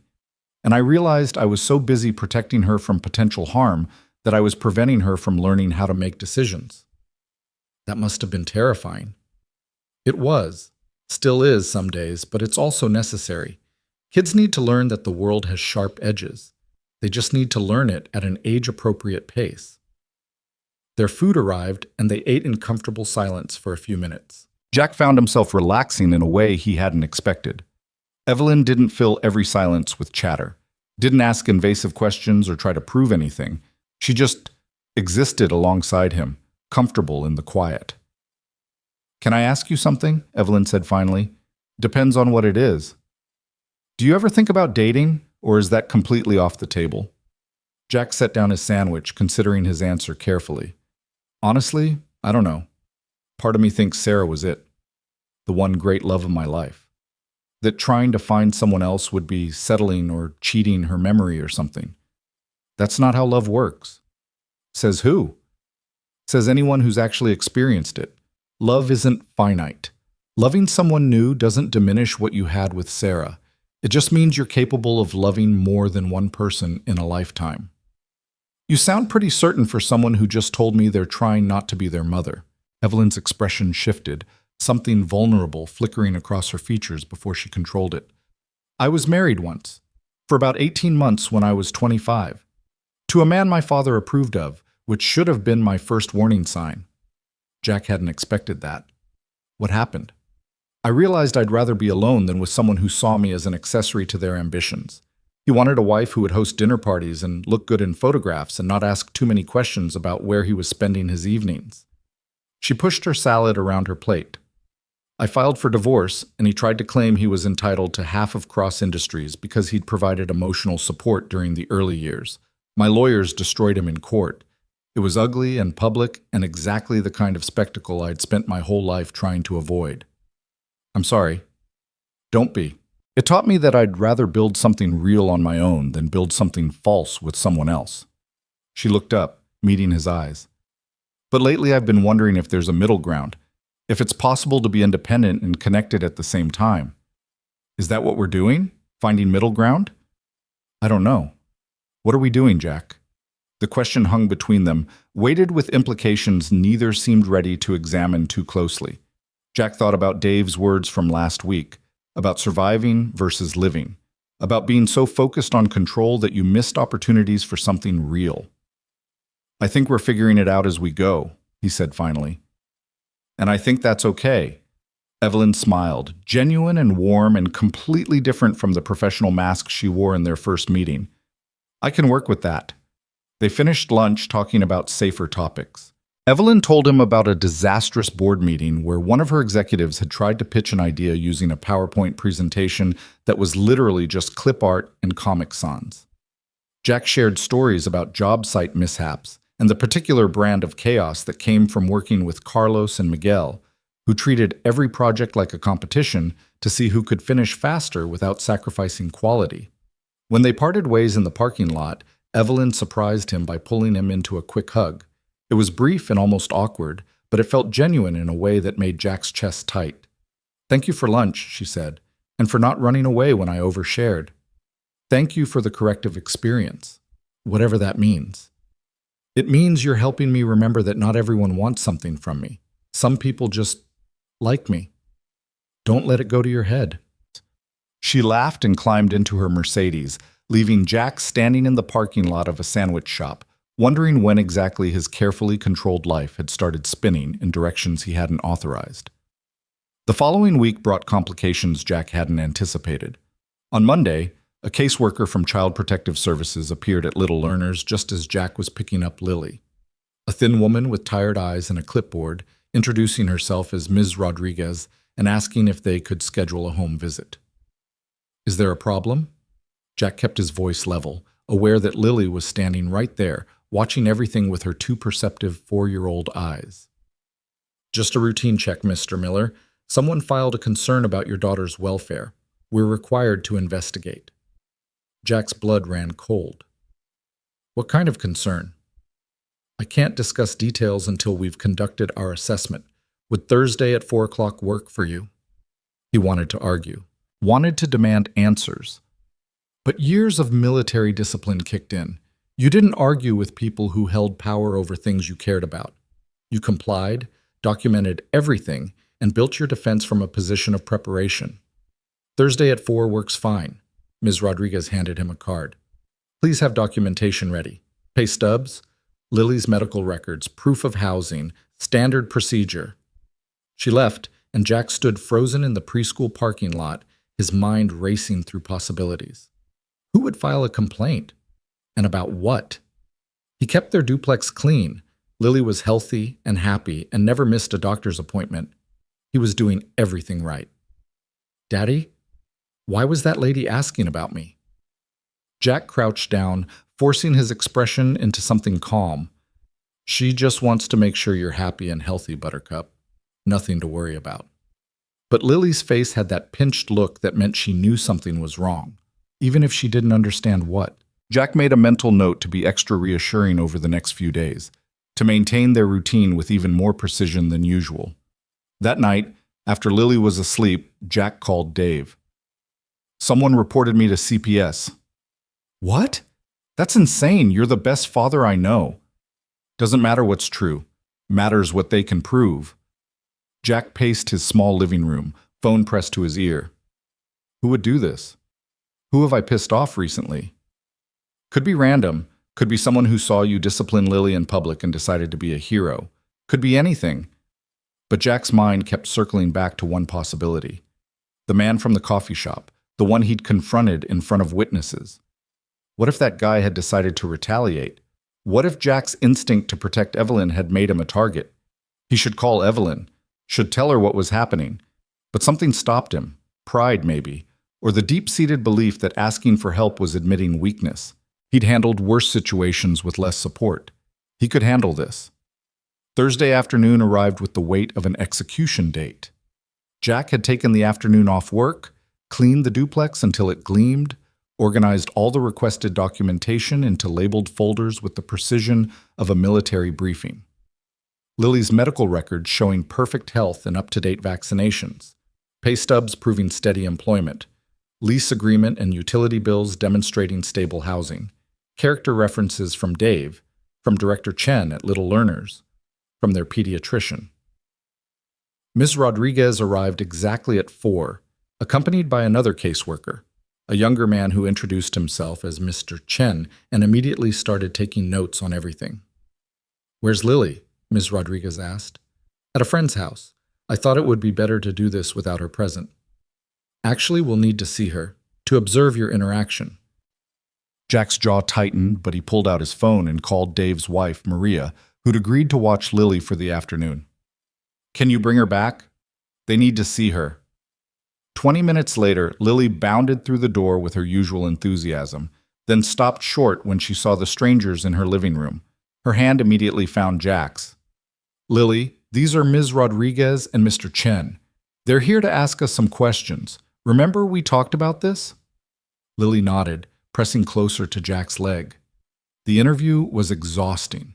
They asked Lily about her daily routine, whether Daddy ever got angry, whether she felt safe, whether anyone had ever hurt her. She answered with the straightforward honesty of a child who'd never learned to be anything else, describing her life with such mundane detail that Jack wanted to weep with relief. Yes, Daddy made her vegetables, but also let her have treats sometimes. Yes, Daddy had rules about bedtime, but would read extra stories if she asked nicely. Yes, she missed Mommy, but Daddy talked about her so she wouldn't forget. No, Daddy never yelled or hit or did any of the scary things they were asking about. They inspected the duplex, Lily's room with its carefully organized toys and books, the kitchen with its child-proof locks and healthy food options, the bathroom with its step stool and child-safe medications stored out of reach. They reviewed every document Jack had prepared, asking follow-up questions that felt designed to trip him up. After an hour, Miss Rodriguez closed her notebook. "Mr. Miller, I'm going to be frank with you. The complaint we received suggested neglect and possible instability. What I'm seeing is a single father doing an exemplary job raising his daughter in difficult circumstances. Your home is safe and clean, Lily is healthy, well-adjusted, and clearly bonded with you. I see no evidence of the concerns that were raised." Jack felt something tight in his chest start to ease. "So that's it? Case closed? We'll file our report recommending no further action. The complaint will remain on file, but unless additional concerns are raised, this matter is concluded." She stood, offering her hand. "For what it's worth, you're doing a great job. Lily is lucky to have you." After they left, Jack sat on the couch and pulled Lily into his lap, holding her tighter than necessary while his hands shook with delayed reaction. "Daddy, are you okay?" "Yeah, Buttercup, I'm okay, just really happy that you're mine." "I'm always yours. That's how families work." The simple certainty in her voice broke something open in Jack's chest. He buried his face in her hair and let himself feel the terror he'd been suppressing for 4 days. The fear that someone could take her away, that his best efforts wouldn't be enough, that the universe that had already stolen Sarah would take Lily too. When he'd pulled himself together, he called Evelyn. He hadn't planned to, hadn't meant to involve her in this part of his life. But she answered on the second ring, and the sound of her voice made something in him steady. "Jack, is everything okay?" "No, but it will be." He took a breath. "Can you come over? I could use some company. Give me your address. I'll be there in 20 minutes. She made it in 15, appearing at his door in workout clothes and no makeup, hair pulled back in a messy bun. She took one look at his face and pulled him into a hug that felt like the first solid ground he'd touched in days. "Tell me what happened." He did. The whole story spilling out while Lily played in her room, blissfully unaware of how close they'd come to disaster. Evelyn listened without interrupting, her hand resting on his arm, her presence somehow making it easier to voice the fears he'd been carrying alone. "Someone reported you out of spite," she said when he finished. "That man from the coffee shop. I can't prove it. You don't have to. I can." Her expression hardened into something Jack recognized from that first meeting, the Ice Queen Dave had mentioned. "I have resources, Jack. Lawyers, investigators, people who can make sure this never happens again. I don't want your money fixing my problems. This isn't about money. This is about someone targeting you because you protected me. That makes it my problem too."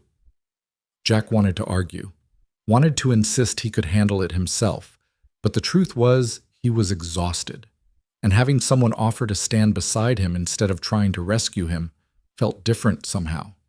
Less like charity and more like partnership. "Okay," he said finally, "but nothing illegal, nothing that puts you at risk." Just a strongly worded letter from very expensive attorneys suggesting that filing false reports is a crime. Very legal, completely above board, and intimidating as hell. That's the goal. She smiled, but it faded quickly. "Jack, I need to tell you something, and I need you to listen all the way through before you react." The seriousness in her tone made Jack's stomach tighten. "Okay, I like you.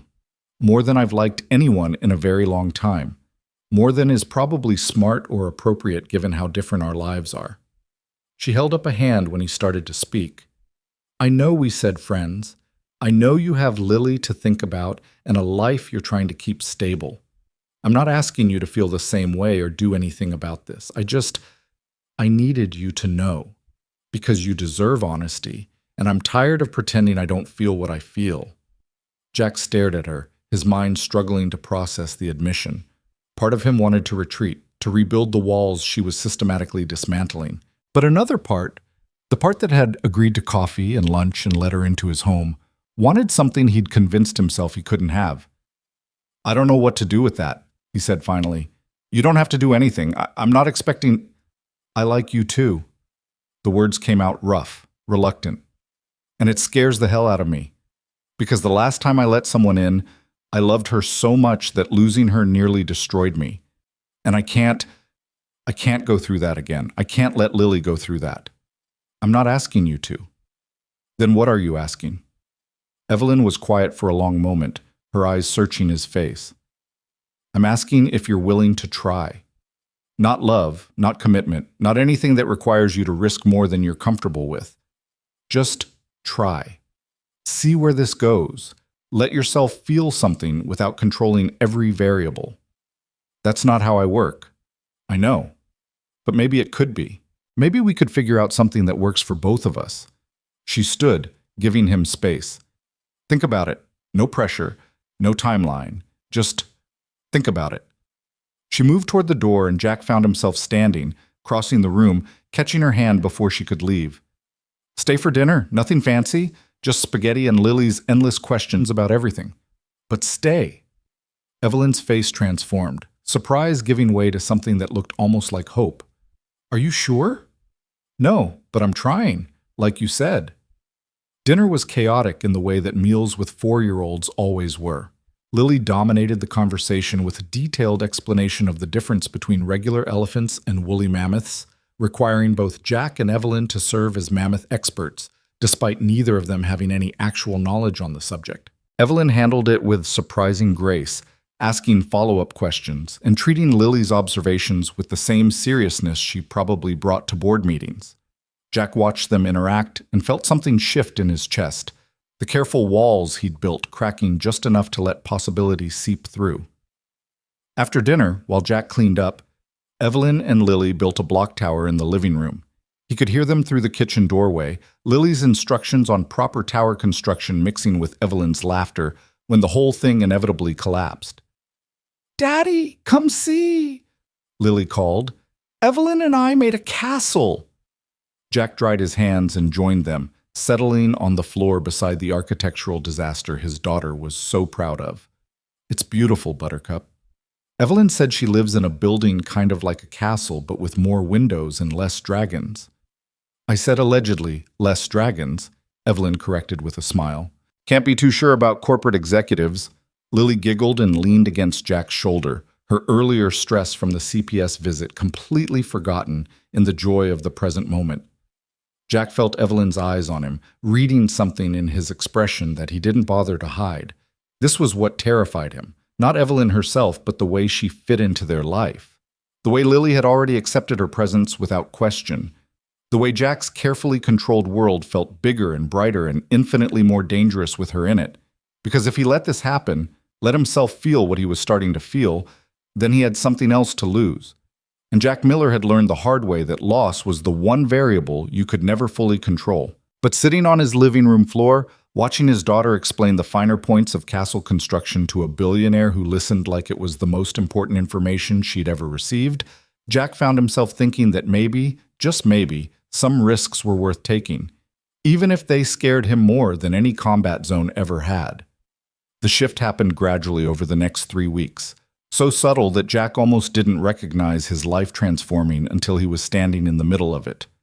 Evelyn started appearing at unexpected moments, bringing coffee to the job site on her way to morning meetings, texting photos of terrible corporate art, with commentary that made Jack laugh out loud during lunch breaks, showing up at Little Learner's pickup with the excuse that she'd been in the neighborhood and thought Lily might enjoy the bakery down the street. Lily, for her part, had adopted Evelyn with the uncomplicated enthusiasm of a child who'd decided someone was safe and therefore worthy of complete trust.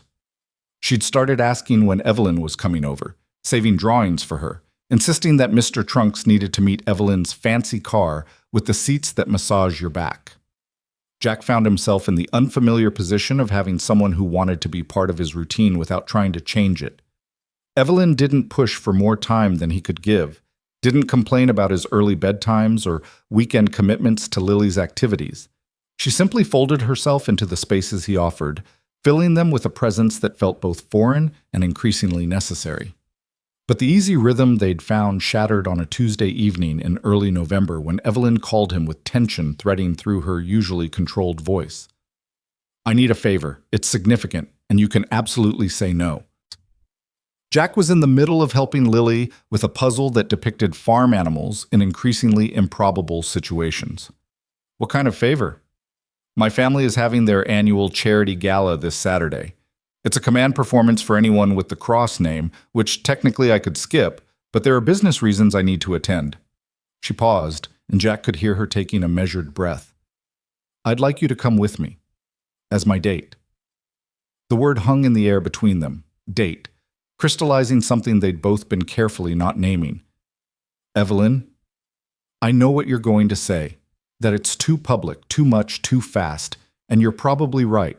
But my mother called today to inform me that she's arranged for her colleague's son to be my escort for the evening, a hedge fund manager named Preston who thinks cryptocurrency is a personality trait." Her voice carried an edge Jack hadn't heard before. "I'm 41 years old, and my mother is still trying to set me up with men she deems appropriate. And I'm so tired of appropriate, Jack. I want to walk into that gala with someone who actually sees me as a person instead of as a prize to be won or a connection to be leveraged." Jack rubbed his face, feeling the familiar weight of a decision he wasn't ready to make. "What does this gala involve?" 3 hours of pretending to care about people you don't like, making conversation about portfolios and vacation homes, and enduring scrutiny from my family who will absolutely judge every aspect of you." She laughed, but it was hollow. "I'm really selling this, aren't I?" "You're being honest. I appreciate that." Jack glanced at Lily, who was studiously fitting a pig into a space clearly designed for a cow. "What about Lily?" "Maria already said she'd watch her for the evening. I checked with Dave first. I hope that's okay." The fact that Evelyn had thought through the logistics before even asking him said something about how well she'd learned to navigate his priorities. It also made saying no infinitely harder. "These people you're talking about, your family, they're going to take one look at me and see exactly what I am. A construction worker who doesn't belong in their world. Good. Let them. I'm done pretending that their world is the only one that matters. Evelyn, you're asking me to walk into a situation where I'm going to be evaluated and found wanting, where people are going to look at you and wonder what you're doing with someone so clearly beneath your station. I spent 10 years in the Army dealing with hierarchy and knowing my place. I'm not interested in reliving that experience. Then don't! Her voice was fierce now, burning with something that sounded like barely controlled anger. Don't accept their evaluation. Don't play by their rules. Just be exactly who you are. A good man who treats people with respect and doesn't measure worth by bank accounts. That's all I'm asking. Jack was quiet for a long moment, weighing the request against every instinct that screamed this was a mistake. But underneath the fear and the practicality, there was something else. A quiet voice that sounded suspiciously like Sarah reminding him that courage wasn't the absence of fear. It was doing the right thing despite being afraid. What time do I need to pick you up? Jack, you don't have to... What time, Evelyn? He could hear her smile through the phone. 7 o'clock. And Jack? Thank you for trying. After he hung up, Lily looked up from her puzzle with two knowing eyes. Was that Evelyn? Yeah, Buttercup. Are you going on a date with her? Where did you learn about dates? Emma's big sister talks about them all the time. They're when grown-ups get dressed up and go somewhere fancy and hold hands and stuff. She watched him carefully. Do you like Evelyn like that? Like holding hands like that? Jack sat down on the floor beside her, struck once again by his daughter's ability to cut through complexity and find the heart of things. I think I might. Does that bother you? Lily considered the question with the seriousness of a federal judge. Does it mean you don't love Mommy anymore? The question punched the air from Jack's lungs. No, baby. It doesn't mean that at all. Your Mommy was the most important person in my life, and I will always love her. But she's not here anymore, and I'm still here. And sometimes being here means learning to feel things for other people. That doesn't replace what I had with Mommy. It's just different. Like how I love Mr. Trunks and also love the new stuffed bear Evelyn gave me? Exactly like that. Lily nodded, satisfied with this explanation in the way only a child could be. Okay, but Daddy? Yeah? If you're going on a fancy date, you need fancier clothes. You can't wear your work boots to a castle party. Jack laughed, real and surprised and exactly what he needed. You're absolutely right. I'll figure something out. Figuring something out turned out to mean an emergency shopping trip on Thursday evening with Dave, who'd somehow gotten roped into serving as fashion consultant despite having the sartorial sensibilities of someone who considered clean jeans formal wear. I still think this is a terrible idea, Dave said, watching Jack try on the third suit. These people are going to eat you alive. Probably. So why are you doing it? Jack studied his reflection in the dressing room mirror. The suit fit well, charcoal gray, simple but well made, transforming him from construction worker into someone who might plausibly belong at a charity gala. Except his hands still bore the calluses and scars of manual labor, and his expression still carried the watchful wariness of someone who'd spent too long in hostile territory. Because she asked, he said finally, and because I'm tired of letting fear make my decisions. That's either really brave or really stupid. Probably both, Dave grinned. Well, at least you look good. Sarah would approve. The invocation of Sarah's name landed differently than it used to, less like a wound and more like a benediction. Jack thought about what Sarah had said in those last days, when morphine made her honest in ways she'd never been before. Promise me you won't turn into one of those tragic widowers who wears his grief like a badge of honor. Promise me you'll let yourself be happy again, even if it feels like betraying me, especially if it feels like betraying me. He'd promised because she'd asked, even though he couldn't imagine how happiness was possible in a world without her in it. But standing in a department store dressing room, wearing a suit he was buying to attend a gala, with a woman who made him feel things he'd thought he'd buried with Sarah, Jack realized he'd been keeping that promise without even knowing it. Saturday arrived with the November sky heavy with the promise of Colorado's first real snow. Jack spent the day in careful preparation, taking Lily to her swimming lesson, doing the grocery shopping, cleaning the duplex with extra attention because Evelyn would be picking him up, and he wanted her to see that his life was under control even when it felt like it was spinning into chaos. Maria arrived at 6:30 to watch Lily, armed with art supplies and patience, and the knowing smile of someone who'd watched Jack resist this exact situation for 3 years. You look very handsome, Maria said, taking in the suit and the shoes he'd polished until they gleamed. I look uncomfortable. That too. But handsome uncomfortable. She shooed him toward the door. Go, have fun, try not to punch anyone. That was one time.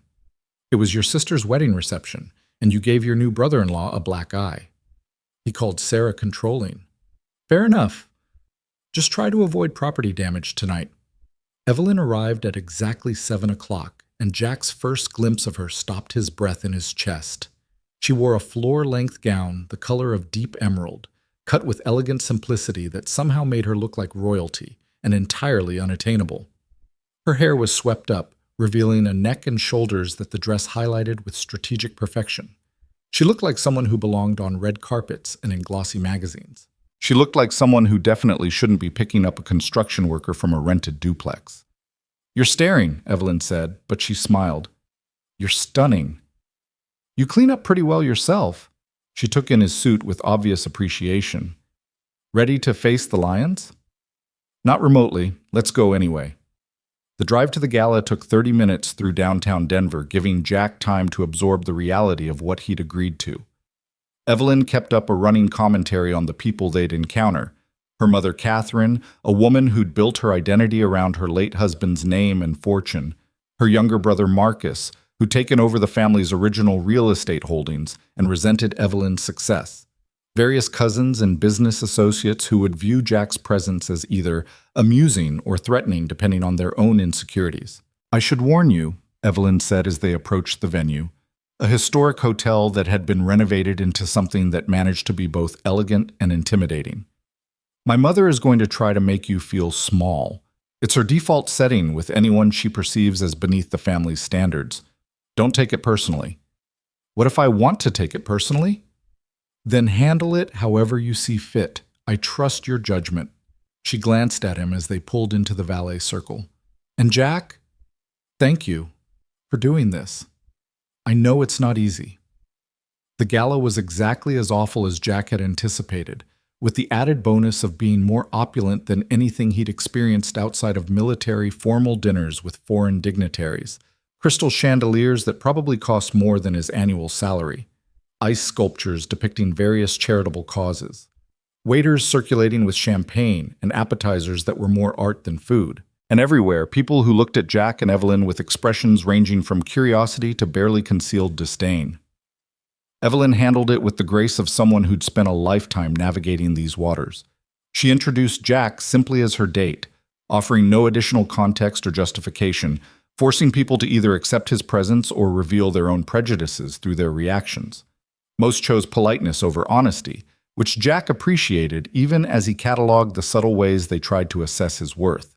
The questions about what he did for a living, delivered with the kind of casual condescension that assumed manual labor was somehow lesser.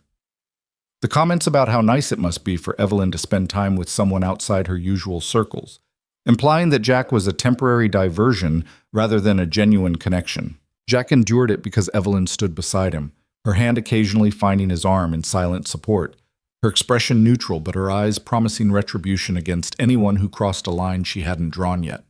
They'd been there an hour when a woman who could only be Evelyn's mother appeared, cutting through the crowd with the precise movements of a guided missile locked on target. Catherine Cross was 60-something and elegant in the way that required constant maintenance and significant resources. She wore her wealth like armor and her disapproval like a weapon, focusing both on Jack with an intensity that would have been intimidating if he hadn't spent years being evaluated by people who actually held life and death authority over him. Evelyn, I see you've brought a guest. Catherine's voice was cultured and cold, every syllable precisely enunciated. How unexpected.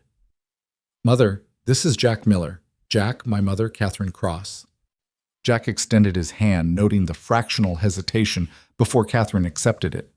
Mrs. Cross, thank you for having me. I wasn't aware I had a choice in the matter. She turned to Evelyn. Preston is here, you know. He's been asking about you. How unfortunate for Preston. Evelyn, don't be difficult. Preston is a suitable match for you. Well-educated, excellent family, significant portfolio. I'm not a corporate merger, Mother. I don't require a suitable match. Catherine's expression tightened. And this is your alternative?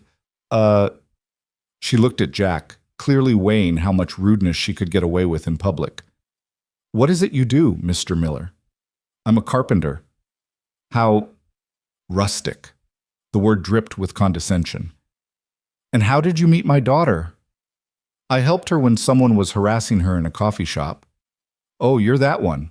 Catherine's tone suggested she'd heard the story and dismissed it as insignificant. "How very white knight of you." Jack felt Evelyn tense beside him, preparing to intervene, but he spoke before she could. "Not really. I just did what any decent person would do. Your daughter was being treated disrespectfully, and I addressed it. Nothing heroic about basic human decency." "And now you're dating her. How convenient." The implication was clear that Jack had helped Evelyn with the calculated intention of leveraging it into access to her wealth and status. It was insulting and reductive and exactly the kind of assumption Jack had expected. What surprised him was how little it bothered him. "Mrs. Cross, I understand why you might think that. You've probably spent your whole life around people who see your family name as an opportunity rather than just seeing you as people. But I'm going to be very clear about something." Jack kept his voice level, conversational, allowing no heat to enter despite the anger simmering beneath. "I'm not interested in your daughter's money. I'm not interested in her connections or her business or any of the things you probably think make her valuable. I'm interested in Evelyn, the person who laughs at terrible corporate art, who treats my 4-year-old daughter with genuine kindness, who's trying to figure out how to be independent and connected at the same time. That's who I see when I look at her. And if that's not valuable enough for you, that says more about your priorities than mine." The silence that followed was profound. Catherine stared at Jack like he'd grown a second head. Evelyn's hand found his, squeezing with enough force to be almost painful. "Well," Catherine said finally, ice crystallizing in her tone, "how very articulate. Evelyn, we need to discuss the Foundation board nominations. Excuse us, Mr. Miller." She turned and walked away, clearly expecting Evelyn to follow. Evelyn didn't move. "I should go talk to her," Evelyn said quietly. "Damage control." "You don't have to." "I know. But if I don't, she'll make this evening miserable for everyone here. It's easier to just—" She trailed off, looking torn. "Go. I'll be fine." Evelyn hesitated, then leaned in and kissed his cheek, quick and almost defiant. A public claim that probably just made Catherine's evening significantly worse. "I'll be back in 10 minutes. Don't let anyone intimidate you." "Wouldn't dream of it." Jack watched her navigate through the crowd, then made his way toward the bar, needing something stronger than champagne to get through the rest of the evening. He was waiting for his bourbon when a man about his age approached, wearing a suit that probably cost more than Jack's truck, and an expression that suggested he found the entire situation amusing.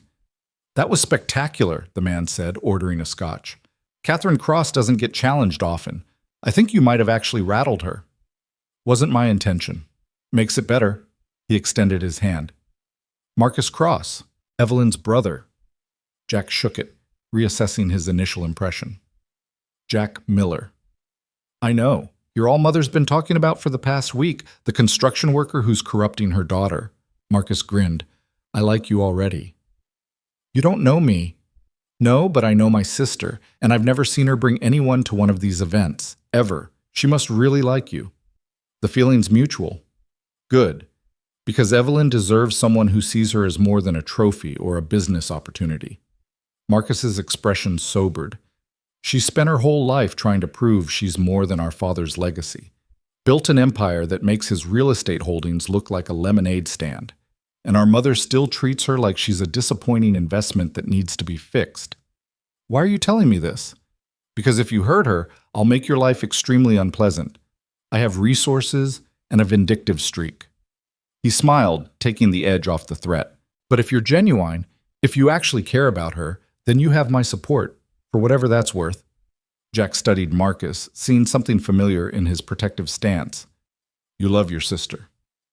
"She's the only member of this family worth a damn, including me." He raised his glass. "To people who see past the packaging to what actually matters." They drank in companionable silence, and Jack found himself thinking that maybe not everyone in Evelyn's world was terrible. Some were just trying to survive their circumstances the same way he was. Evelyn returned 20 minutes later, her expression carefully neutral, in a way that told Jack the conversation with her mother had been exactly as awful as expected. She linked her arm through his without preamble. Dance with me? I'm not a good dancer. Neither am I. We'll be terrible together. The orchestra was playing something slow and classical that Jack didn't recognize. He led Evelyn onto the dance floor, one hand finding her waist, the other holding hers with the careful precision of someone who'd learned formal dancing from Army protocol videos and hadn't practiced in years. They moved together with a grace that surprised him, finding a rhythm that worked despite his admitted lack of skill. Evelyn rested her head briefly against his shoulder, and Jack could feel the tension draining from her frame. My mother suggested I was throwing my life away on someone unsuitable, Evelyn said quietly. I told her that her opinion on my personal life ceased to matter when I turned 18 and started making my own decisions. How'd that go over? About as well as you'd expect. She threatened to make things difficult for Cross Industries. I reminded her that she sits on the board but has no actual authority, and if she tried to interfere with my company out of personal spite, I'd have her removed for breach of fiduciary duty. Jack pulled back slightly to look at her face. You fought with your mother over me. I fought with my mother over her trying to control my life. You were just the catalyst. She met his eyes. I meant what I said, Jack. I'm done letting other people dictate what's appropriate or acceptable. I want to build something real with you, if you want that too. The declaration should have terrified him, should have sent him running back to the safety of his carefully controlled life. Instead, Jack found himself pulling Evelyn closer, moving with her to music that was probably worth hundreds of dollars a note, feeling more certain than he had about anything in 3 years. I want that, he said, but I need you to understand something. I come with complications, a daughter who will always be my first priority, a past that still wakes me up some nights, a life that's never going to include galas and charity events and whatever other obligations come with your world. I'm not asking you to change your life. I'm asking to be part of it. That's the same thing. No, it's not. Evelyn's voice was fierce, certain. Changing your life would mean forcing you to fit into my world. Being part of it means I fit into yours. I learn about construction schedules and preschool pickup times and 4-year-olds who are very firm about proper block tower construction. You don't become someone else. You just let me stand beside you while you're being exactly who you are. Jack thought about that. About Evelyn showing up at job sites with coffee. About her sitting on his floor building castles with Lily. About the way she'd folded herself into his routine without demanding he reshape it around her needs. My mother died when I was 12, he said, surprising himself with the admission. My father raised me and my sister on an Army sergeant's salary, teaching us that worth came from what you contributed, not what you accumulated. He would have liked you. Yeah? He had a saying, judge people by their character when they have nothing to gain. You passed that test the first day we met. So did you. They danced through the rest of the song and into the next one, oblivious to the crowd around them, to Catherine's disapproving stare from across the room, to Marcus's knowing smile from the bar. For a moment, Jack let himself imagine that this could work, that two people from incompatible worlds could build something sustainable.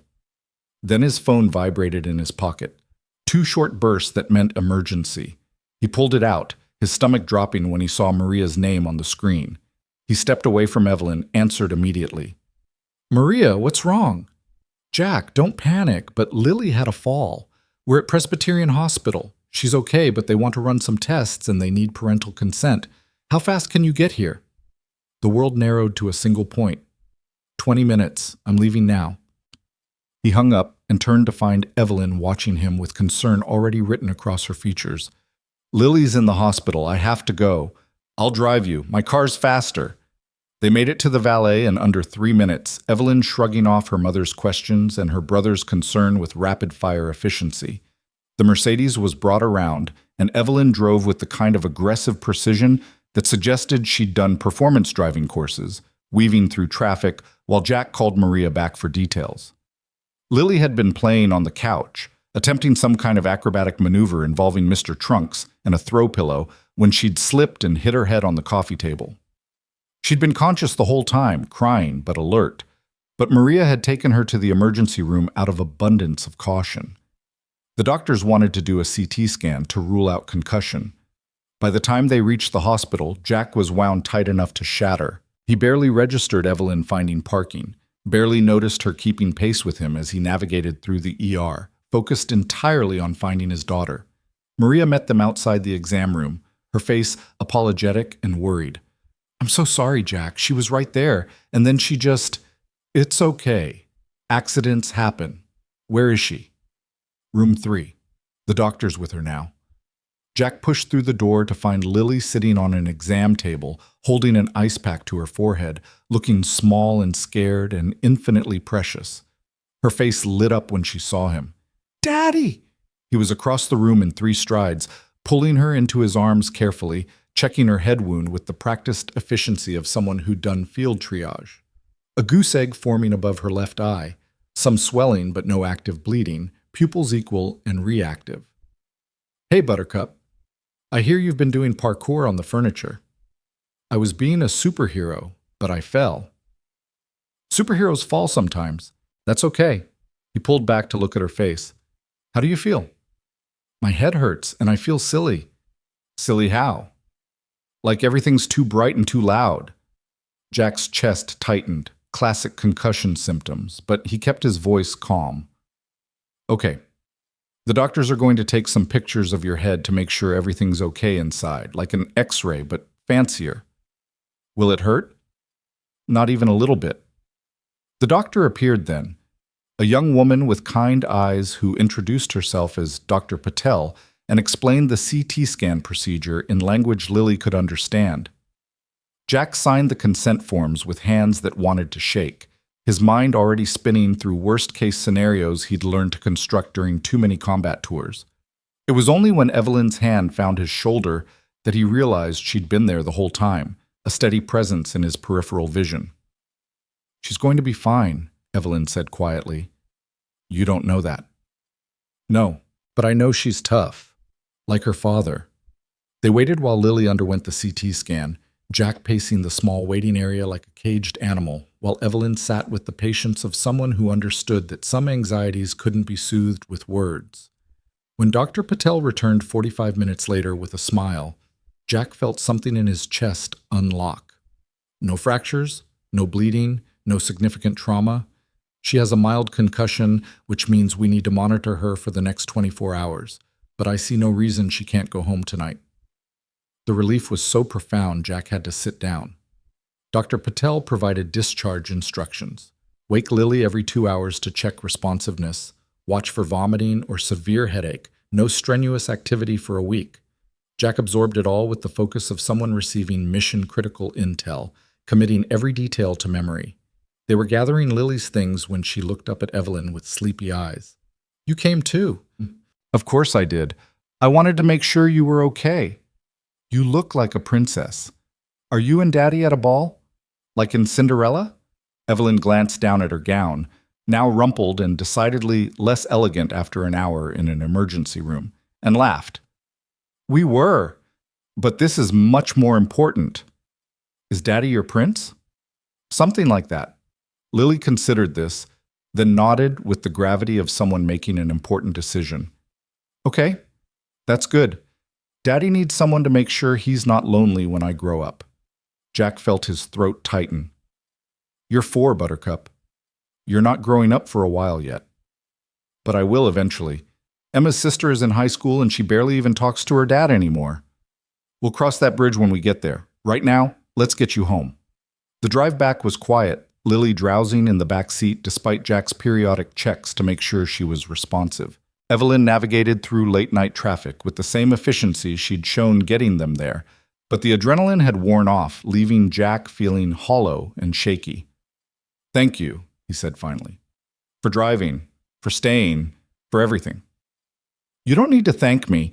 This is what people do when they care about each other." "Is it?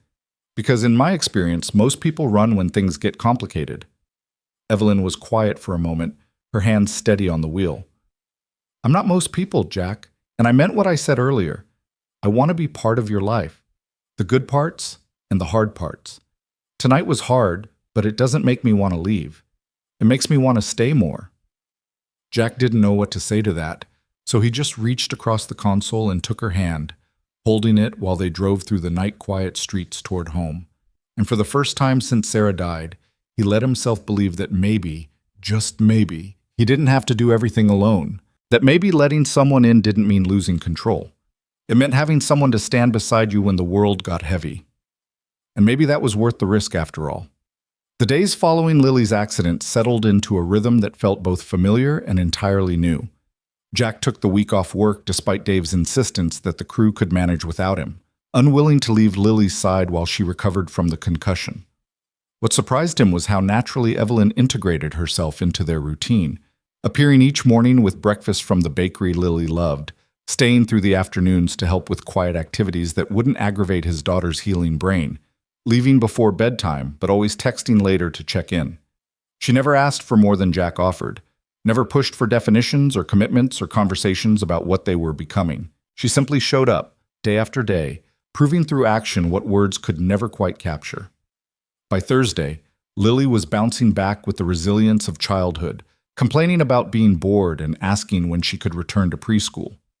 Jack sat on the couch with his daughter sprawled across his lap, her head resting against his chest, while Evelyn occupied the armchair with a tablet she claimed to be using for work, but was actually using to research age-appropriate craft projects. "Daddy, when can Evelyn move in with us?" The question came out of nowhere, delivered with the casual innocence of someone who saw no reason why people she loved shouldn't all live in the same place. Jack felt his brain stall, searching for an appropriate response that wouldn't crush his daughter's hope or presume too much about Evelyn's intentions. Evelyn saved him by setting down the tablet and meeting Lily's eyes with characteristic directness. "That's a very big question, Lily. What made you think about that?" "Because you're here all the time anyway, and you make Daddy smile. And you know how to make really good hot chocolate. That seems like moving in reasons." "Those are excellent reasons," Evelyn agreed. "But moving in together is something grown-ups have to decide very carefully. It's a big change, and changes can be scary even when they're good." "Are you scared of living with us?" "A little bit. I've lived alone for a long time. I'm used to having my own space and my own rules and not having to think about anyone else's needs. Living with you and your daddy would mean changing all of that." Lily considered this with the gravity of a philosopher contemplating existence. "But you like us, right?" "I like you very much, both of you." "Then the scary part doesn't matter. Daddy says being brave means doing things even when they're scary." Jack found his voice finally, running his hand through Lily's hair with careful gentleness around her healing bruise. "That's true, Buttercup. But being brave also means being smart about timing. Evelyn and I are still figuring things out. We're not ready for moving in together yet." "When will you be ready?"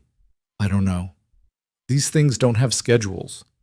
Lily absorbed this with visible disappointment, then brightened with the sudden mood shift that only children could manage. "Okay, but when you are ready, can Evelyn have the guest room? Because it has the window with the tree outside, and I think she'd like that." "If that time comes, we'll definitely consider window preferences," Jack said, catching Evelyn's eye over Lily's head. She was smiling, soft and genuine, and tinged with something that looked like hope mixed with terror. Later, after Lily had been settled for her afternoon quiet time with a stack of picture books and strict instructions not to attempt any superhero activities, Jack found Evelyn on the back porch, staring at the November sky with an expression he couldn't quite read. "Sorry about that," he said, joining her on the steps. "She's 4. Subtlety isn't exactly her strong suit." "Don't apologize. She's honest about what she wants. That's refreshing." Evelyn turned to face him, drawing her knees up to her chest. "Can I ask you something?" "Always." "Do you think about it? The future, I mean, where this is going?" Jack was quiet for a long moment, organizing thoughts he'd been trying not to examine too closely.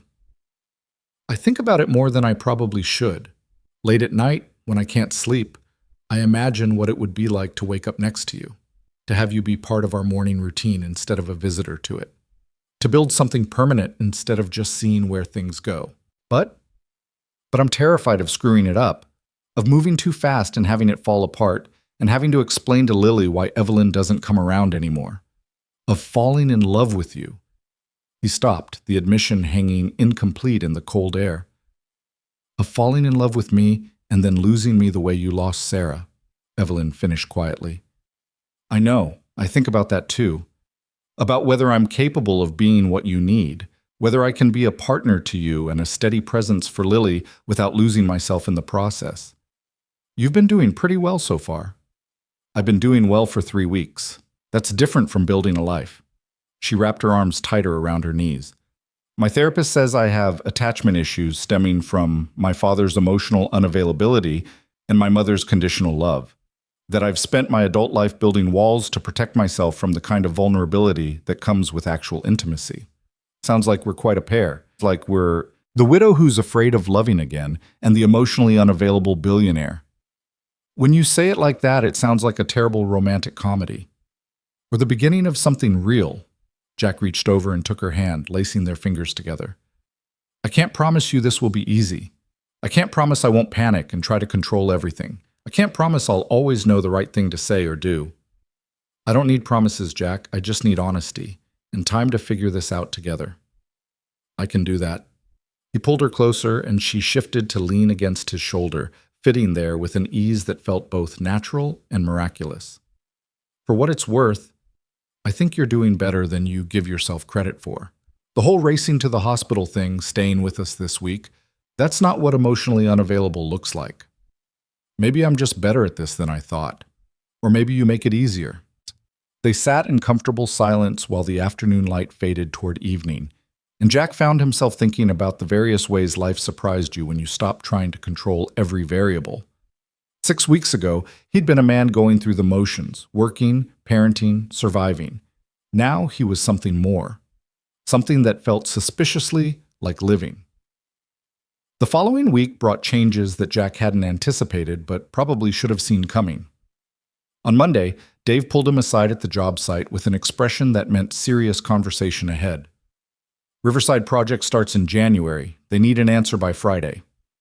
Jack had been avoiding this decision for weeks, comfortable in the familiar rhythms of smaller projects that didn't demand more than he was willing to give.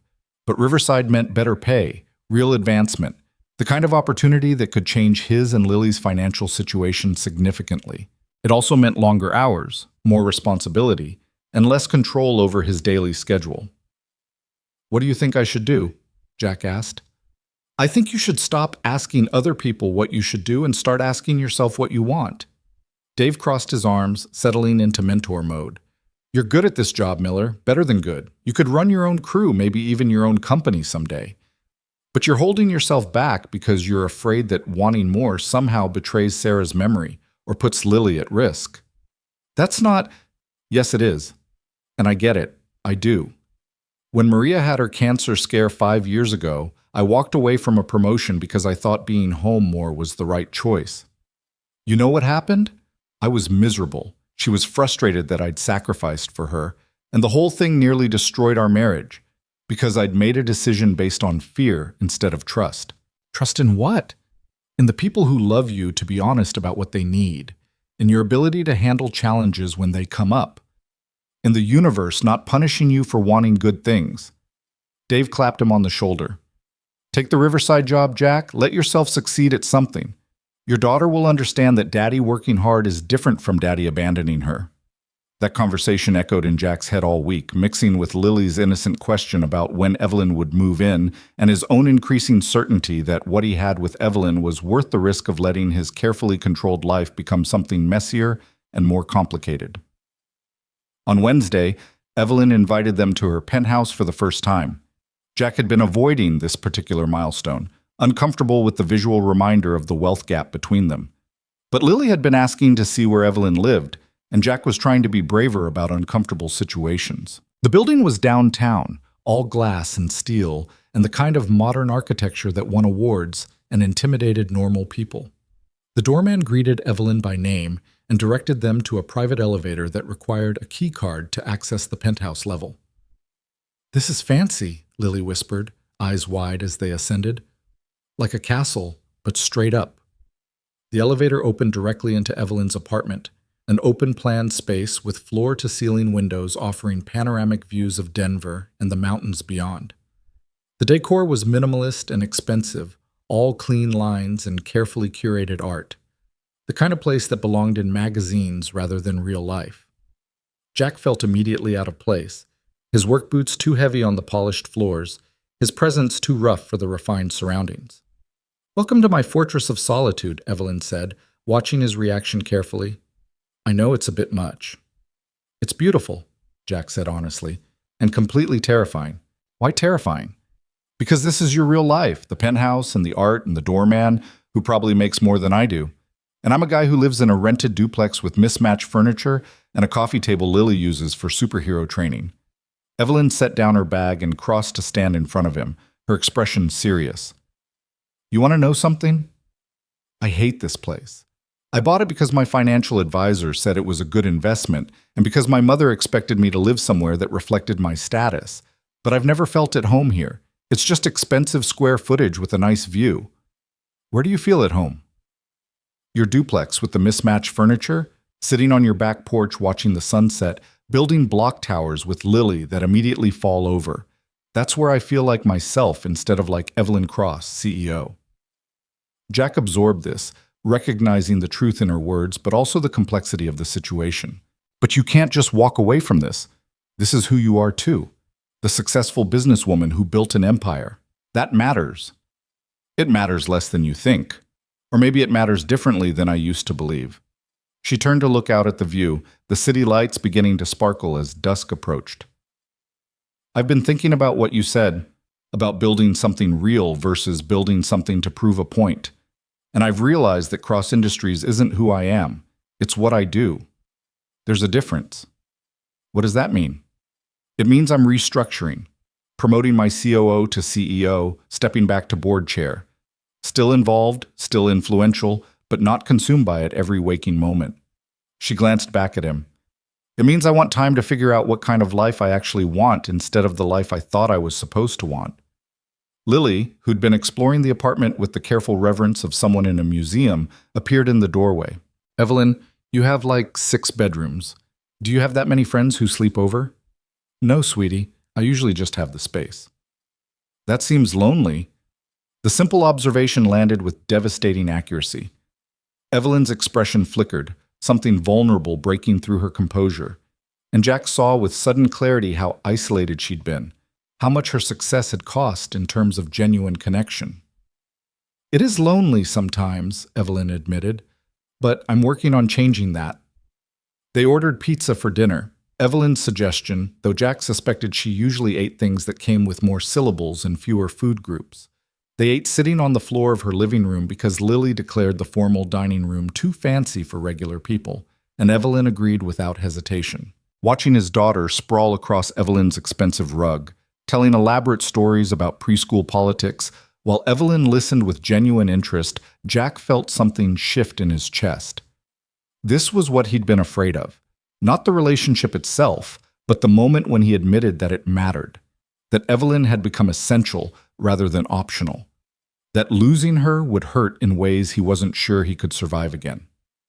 After Lily fell asleep on Evelyn's couch, exhausted from exploring and explaining, Jack carried her to one of the spare bedrooms and tucked her in with Mr. Trunks. When he returned to the living room, he found Evelyn cleaning up pizza boxes with the focused efficiency of someone using activity to avoid thinking too hard.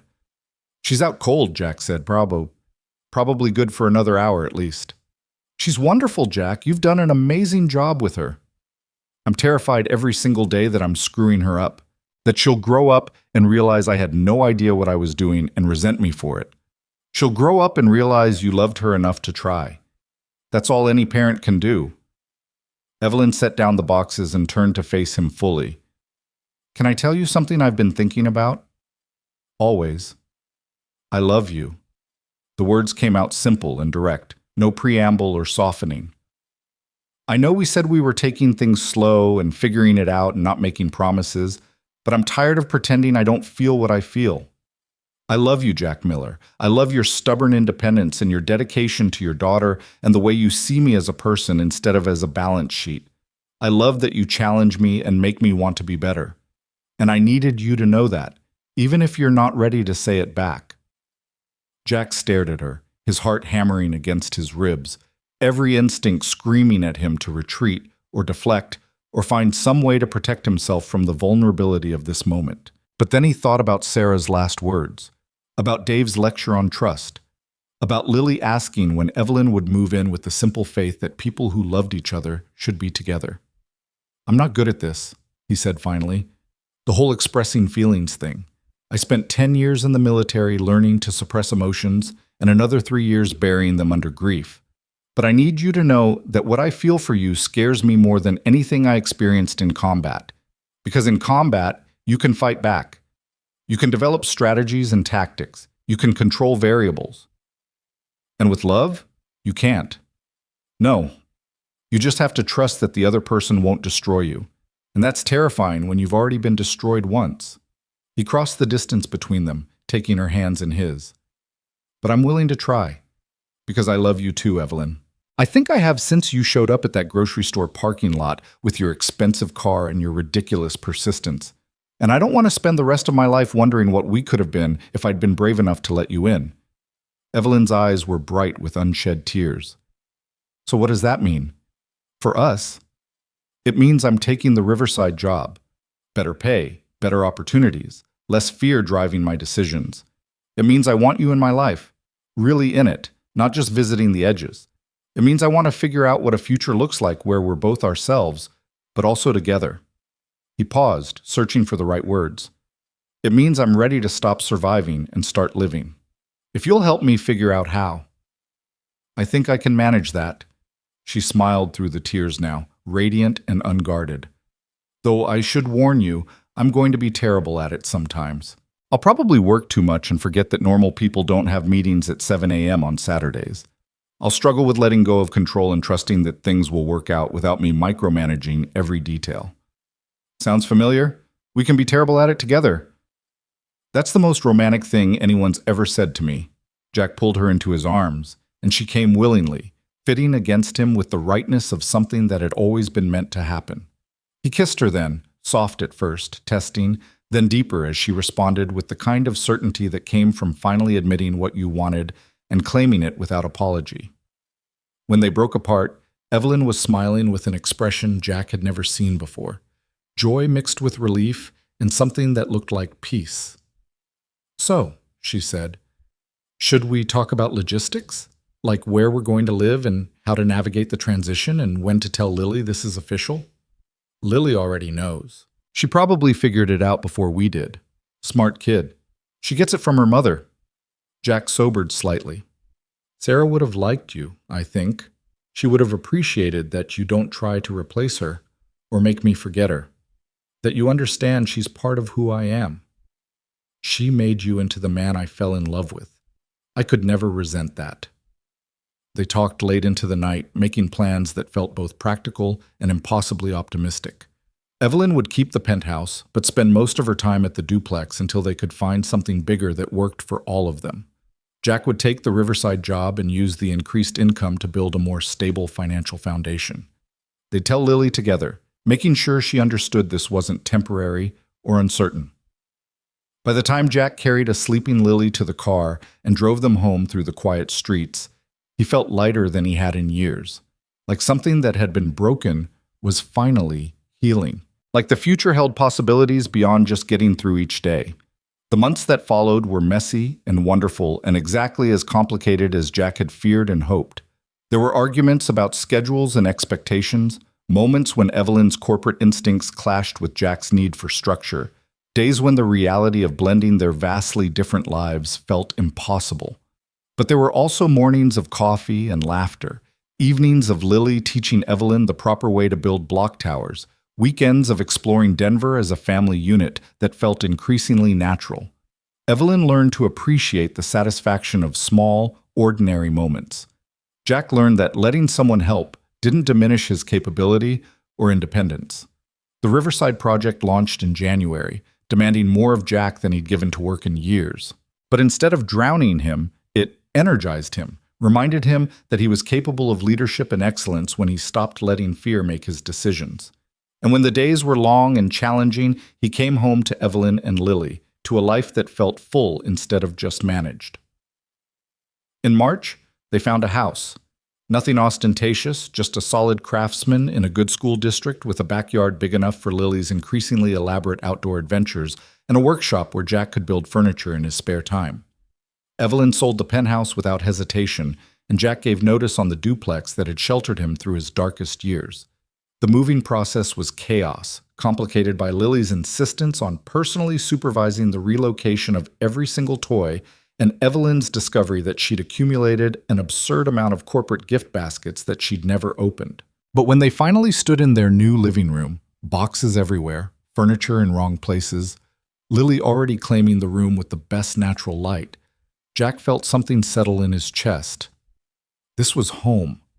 Not because of the structure or the location, but because of the people in it. "Daddy, can we paint my room purple?" Lily asked, bouncing with excitement. "We can paint it whatever color you want, Buttercup." "Even rainbow?" "Let's maybe stick with one color, but a nice purple, sure." Lily squealed and ran off to examine her new domain more thoroughly, leaving Jack and Evelyn alone amid the moving day wreckage. "We did it," Evelyn said, surveying the chaos. "We actually made this work." "Did you doubt we would?" "Every single day. But I kept trying anyway." She moved closer, wrapping her arms around his waist. "Thank you for taking the risk on me. On us. Thank you for being stubborn enough to keep showing up even when I was convinced it was a bad idea." To be fair, it was kind of a bad idea. We had everything working against us. And yet here we are. Here we are. They stood together in their new home, surrounded by the beautiful mess of lives being combined and futures being built. And Jack thought about how far he'd traveled from that morning in Morningside Brew. How the simple act of helping a stranger had unraveled his carefully controlled existence and replaced it with something infinitely more complicated and vastly more worthwhile. 6 months later, on a warm September evening, Jack found himself in his backyard watching Lily play with the new swing set he'd built while Evelyn grilled vegetables with the determined focus of someone still learning that cooking didn't require PowerPoint presentations. "Daddy, push me higher!" Lily called, her legs pumping as she tried to reach the sky. Jack obliged, giving her the gentle push that sent her soaring, her laughter filling the evening air with the kind of pure joy that made everything else worthwhile. "Careful not to launch her into orbit," Evelyn called from the grill. "I don't think our insurance covers that." "Noted, we'll maintain suborbital velocities only." Marcus appeared through the side gate. Evelyn's brother had become a regular visitor, drawn by Lily's insistence that Uncle Marcus needed to see her latest accomplishments, and by the fact that this was the only place where he felt like family meant something beyond obligation. "Am I late for dinner?" "You're exactly on time," Evelyn said. "Which means you can take over the grill before I turn these vegetables into charcoal." Marcus accepted the tongs with a grin, and Jack watched them banter with the ease of siblings who'd finally figured out how to be friends. He thought about Catherine, who'd eventually come around after Lily had charmed her at a family dinner with brutal honesty about why Grandma Catherine seems mean, but probably just needs more hugs. He thought about Dave and Maria, who'd celebrated the house purchase like it was their own victory. He thought about Sarah, hoping she could see this somehow, that he'd kept his promise to give Lily a happy childhood, to let himself live again, to build something real from the wreckage of grief. "Jack?" Evelyn's voice pulled him from his thoughts. "You okay?" "Yeah, just thinking." "About?" "About how I almost let fear keep me from this. From you, from the house, from everything that makes life more than just getting through each day." Evelyn set down her drink and crossed to where he stood, taking his hand. "But you didn't. You were scared and you tried anyway. That's the definition of courage." "Daddy, Evelyn, watch this." Lily launched herself from the swing at the apex of its arc, landing in the grass with a graceless tumble that would have terrified Jack a year ago, but now just made him laugh. "That was spectacular, Buttercup. Maybe lead with your feet next time." "But that's not as fun." Dinner was casual and warm, eaten at the outdoor table Jack had built from reclaimed wood, the conversation flowing easily between work stories and Lily's elaborate plans for her upcoming 5th birthday party. As the sun set and the evening cooled, Marcus eventually said his goodbyes, and Jack carried a drowsy Lily inside for her bath and bedtime routine. Later, after Lily had been tucked in with Mr. Trunks and an extra story about brave elephants who learned to fly, Jack found Evelyn on the back porch, wrapped in a blanket and watching the stars emerge in the darkening sky. "Room for one more?" he asked. She shifted, and he settled beside her, pulling her close against the evening chill. "I was thinking," Evelyn said quietly, "about what Lily asked when she got her concussion, about when I'd move in." What about it? She was right. About us belonging together. About building something permanent. Evelyn turned to face him, and even in the dim light, Jack could see the nervousness and hope warring in her expression. Marry me, Jack. The proposal landed like a perfectly thrown punch. Unexpected, direct, impossible to ignore. You're asking me? I'm asking you because I've spent my whole life waiting for other people to make decisions about my future, and I'm done waiting. I want this. I want you and Lily and this messy, complicated, beautiful life we're building. I want it legally and permanently, and without any more pretending we're just figuring things out. She took a breath. So yes, I'm asking. Will you marry me? Jack thought about all the reasons he should say no, or at least ask for time to think about it. They'd been living together for 6 months. They were still navigating the complications of their different backgrounds. Marriage was a big step, especially with Lily to consider. But he also thought about waking up next to Evelyn every morning, about the way she'd learned to make Lily's favorite pancakes even though cooking still mystified her, about coming home after long days to someone who understood both his need for independence and his desire for partnership. Yes, he said, but on one condition. Name it. I get to propose to you properly, with a ring and a plan and all the traditional stuff I didn't do the first time because Sarah and I eloped in a courthouse between my deployments. Evelyn's smile could have lit the entire backyard. I can live with that. How long do I have to wait? Give me 2 weeks. I need to talk to Lily first, make sure she's okay with this. She's going to be thrilled. Probably. But I still need to ask. 2 weeks later, Jack took Lily to the park. Just the two of them, the way they used to do before Evelyn had entered their lives. They walked to their favorite spot by the pond, where ducks congregated hoping for breadcrumbs that Jack never brought because the signs clearly said not to feed the wildlife. Buttercup, I need to talk to you about something important. Lily looked up at him with eyes that were so much like Sarah's it sometimes hurt. Are you and Evelyn getting married? Jack stopped walking. How did you know that? Because you've been acting weird, and Evelyn keeps looking at her phone and smiling, and you built a box in the garage that you hide whenever I come in. She said it matter-of-factly, like adults were transparently obvious to anyone paying attention. It's okay, Daddy. I want you to marry her. You do? Of course, she makes you happy, and she's nice to me, and she doesn't try to be mommy. She's just Evelyn. That's good. Lily swung their joined hands. Plus, her house is really big, so if we all live there together, I could have a room for sleeping and a room for playing. We're staying in our house, Buttercup, the one we just moved into. Oh, that's okay too. It has the good swing.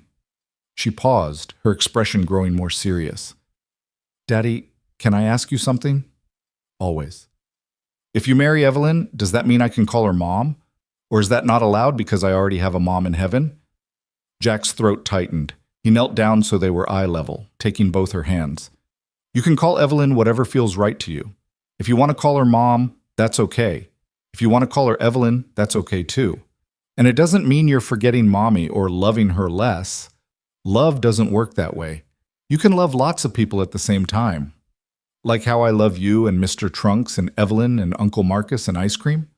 Exactly like that, though maybe ice cream is a different category. Lily giggled, then threw her arms around his neck. I'm really happy, Daddy. Are you happy? Yeah, Buttercup, I really am. The proposal itself happened on a Saturday morning in October, 1 year almost to the day after Jack had first met Evelyn in that coffee shop. He'd planned something elaborate, dinner at a fancy restaurant, maybe a carriage ride, the kind of romantic gesture that seemed appropriate for someone like Evelyn. But when the morning arrived and he saw her in their kitchen, barefoot and wearing one of his old army t-shirts, making pancakes while Lily provided detailed instructions on proper chocolate chip distribution, Jack realized that elaborate wasn't what either of them needed. This was perfect. This ordinary morning in their home with their daughter. This was the life they'd built together. Evelyn? She turned, spatula in hand, a smudge of batter on her cheek. Yeah? Jack pulled the ring box from his pocket, simple white gold with a small diamond, nothing ostentatious, chosen because it reminded him of Evelyn's understated elegance. He got down on one knee right there in the kitchen, aware that Lily was watching with barely contained excitement. You asked me to marry you 6 weeks ago, And I said yes with the condition that I got to do this properly.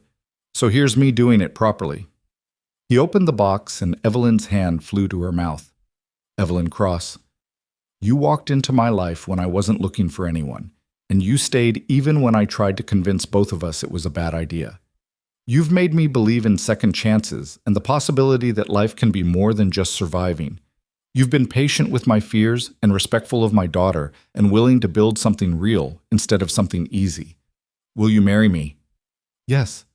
The word came out choked with tears. "Yes, absolutely yes." Jack stood and slipped the ring onto her finger, and Lily cheered like she'd just witnessed the greatest event in human history. Evelyn pulled him into a kiss that tasted like tears and laughter and the promise of futures neither of them had dared to imagine a year ago. "This is the best day ever," Lily announced. "Can we have a wedding with a castle and a dragon?" "We'll discuss the dragon," Jack said. "But definitely some kind of celebration." The wedding itself happened 3 months later in their backyard, transformed by simple decorations and the presence of people who actually mattered.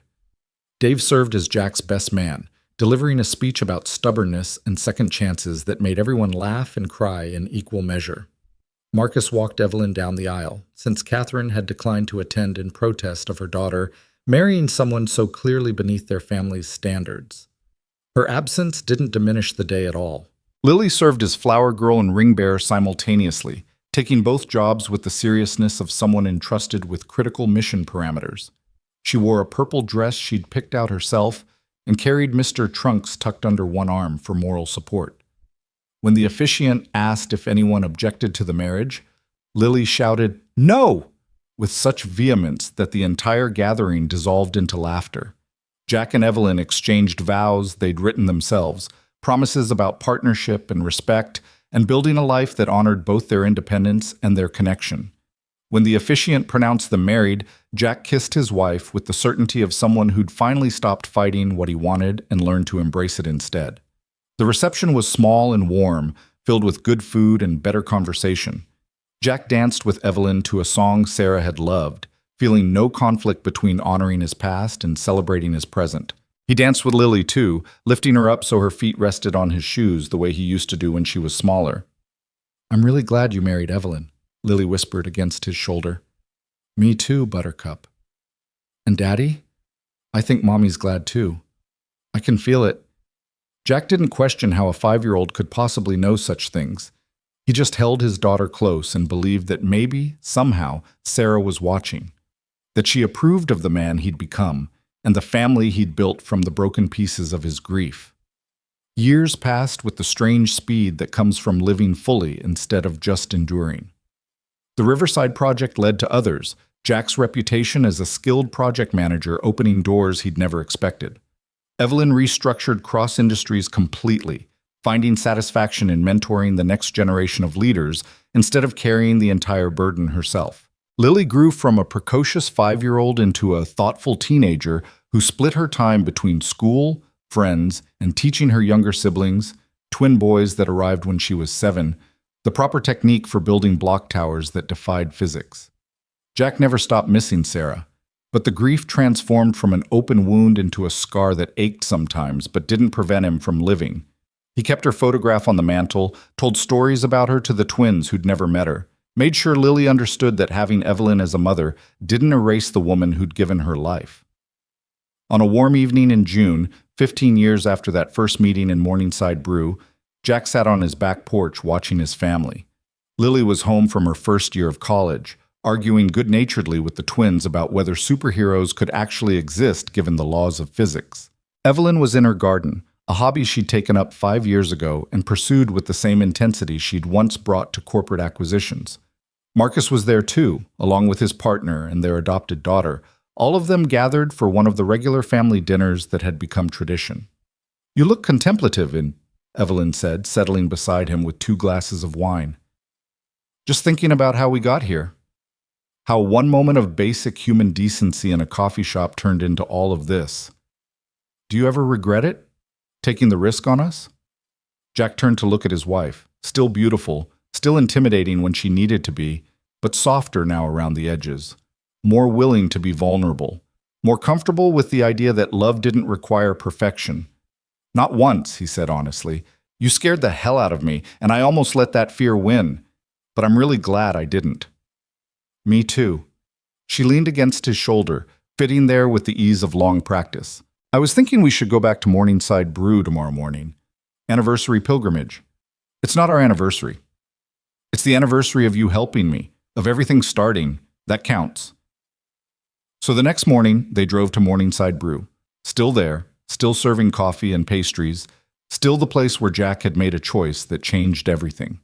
They sat at the same table where they'd had that first awkward conversation about therapy assignments and corrective experiences. 15 years, Evelyn said, holding her cappuccino. Sometimes it feels like yesterday. Sometimes it feels like we've always been together. Both can be true. Do you remember what you said to me that first day? About not being interested in complications? Jack laughed. And you proceeded to complicate my life in the best possible way. No regrets? About the complications? Not a single one. They finished their coffee in comfortable silence, then walked out into the Denver morning. Older now, different, shaped by the years and the choices they'd made. But still themselves, still partners, still choosing each other every single day. And as they drove home to the family they'd built together, Jack thought about Sarah's last words one more time. About keeping his promise to let himself be happy, to give Lily a life full of love and laughter, to not let grief define his future. He'd kept that promise. Not by forgetting or moving on, but by learning that the heart was capable of holding multiple truths at once. That honoring the past didn't mean being imprisoned by it. That opening yourself to love again wasn't betrayal. It was courage. And in the end, that courage had given him everything that mattered. A partner who saw him completely and loved him anyway. A daughter who'd grown into an amazing young woman. Sons who filled their home with chaos and joy. A life that was messy and complicated and absolutely, perfectly worth living. Jack Miller had started out trying to protect his daughter by keeping his world small and controlled. He'd ended up building something bigger than he'd ever imagined, simply by being brave enough to let one person in. And that had made all the difference.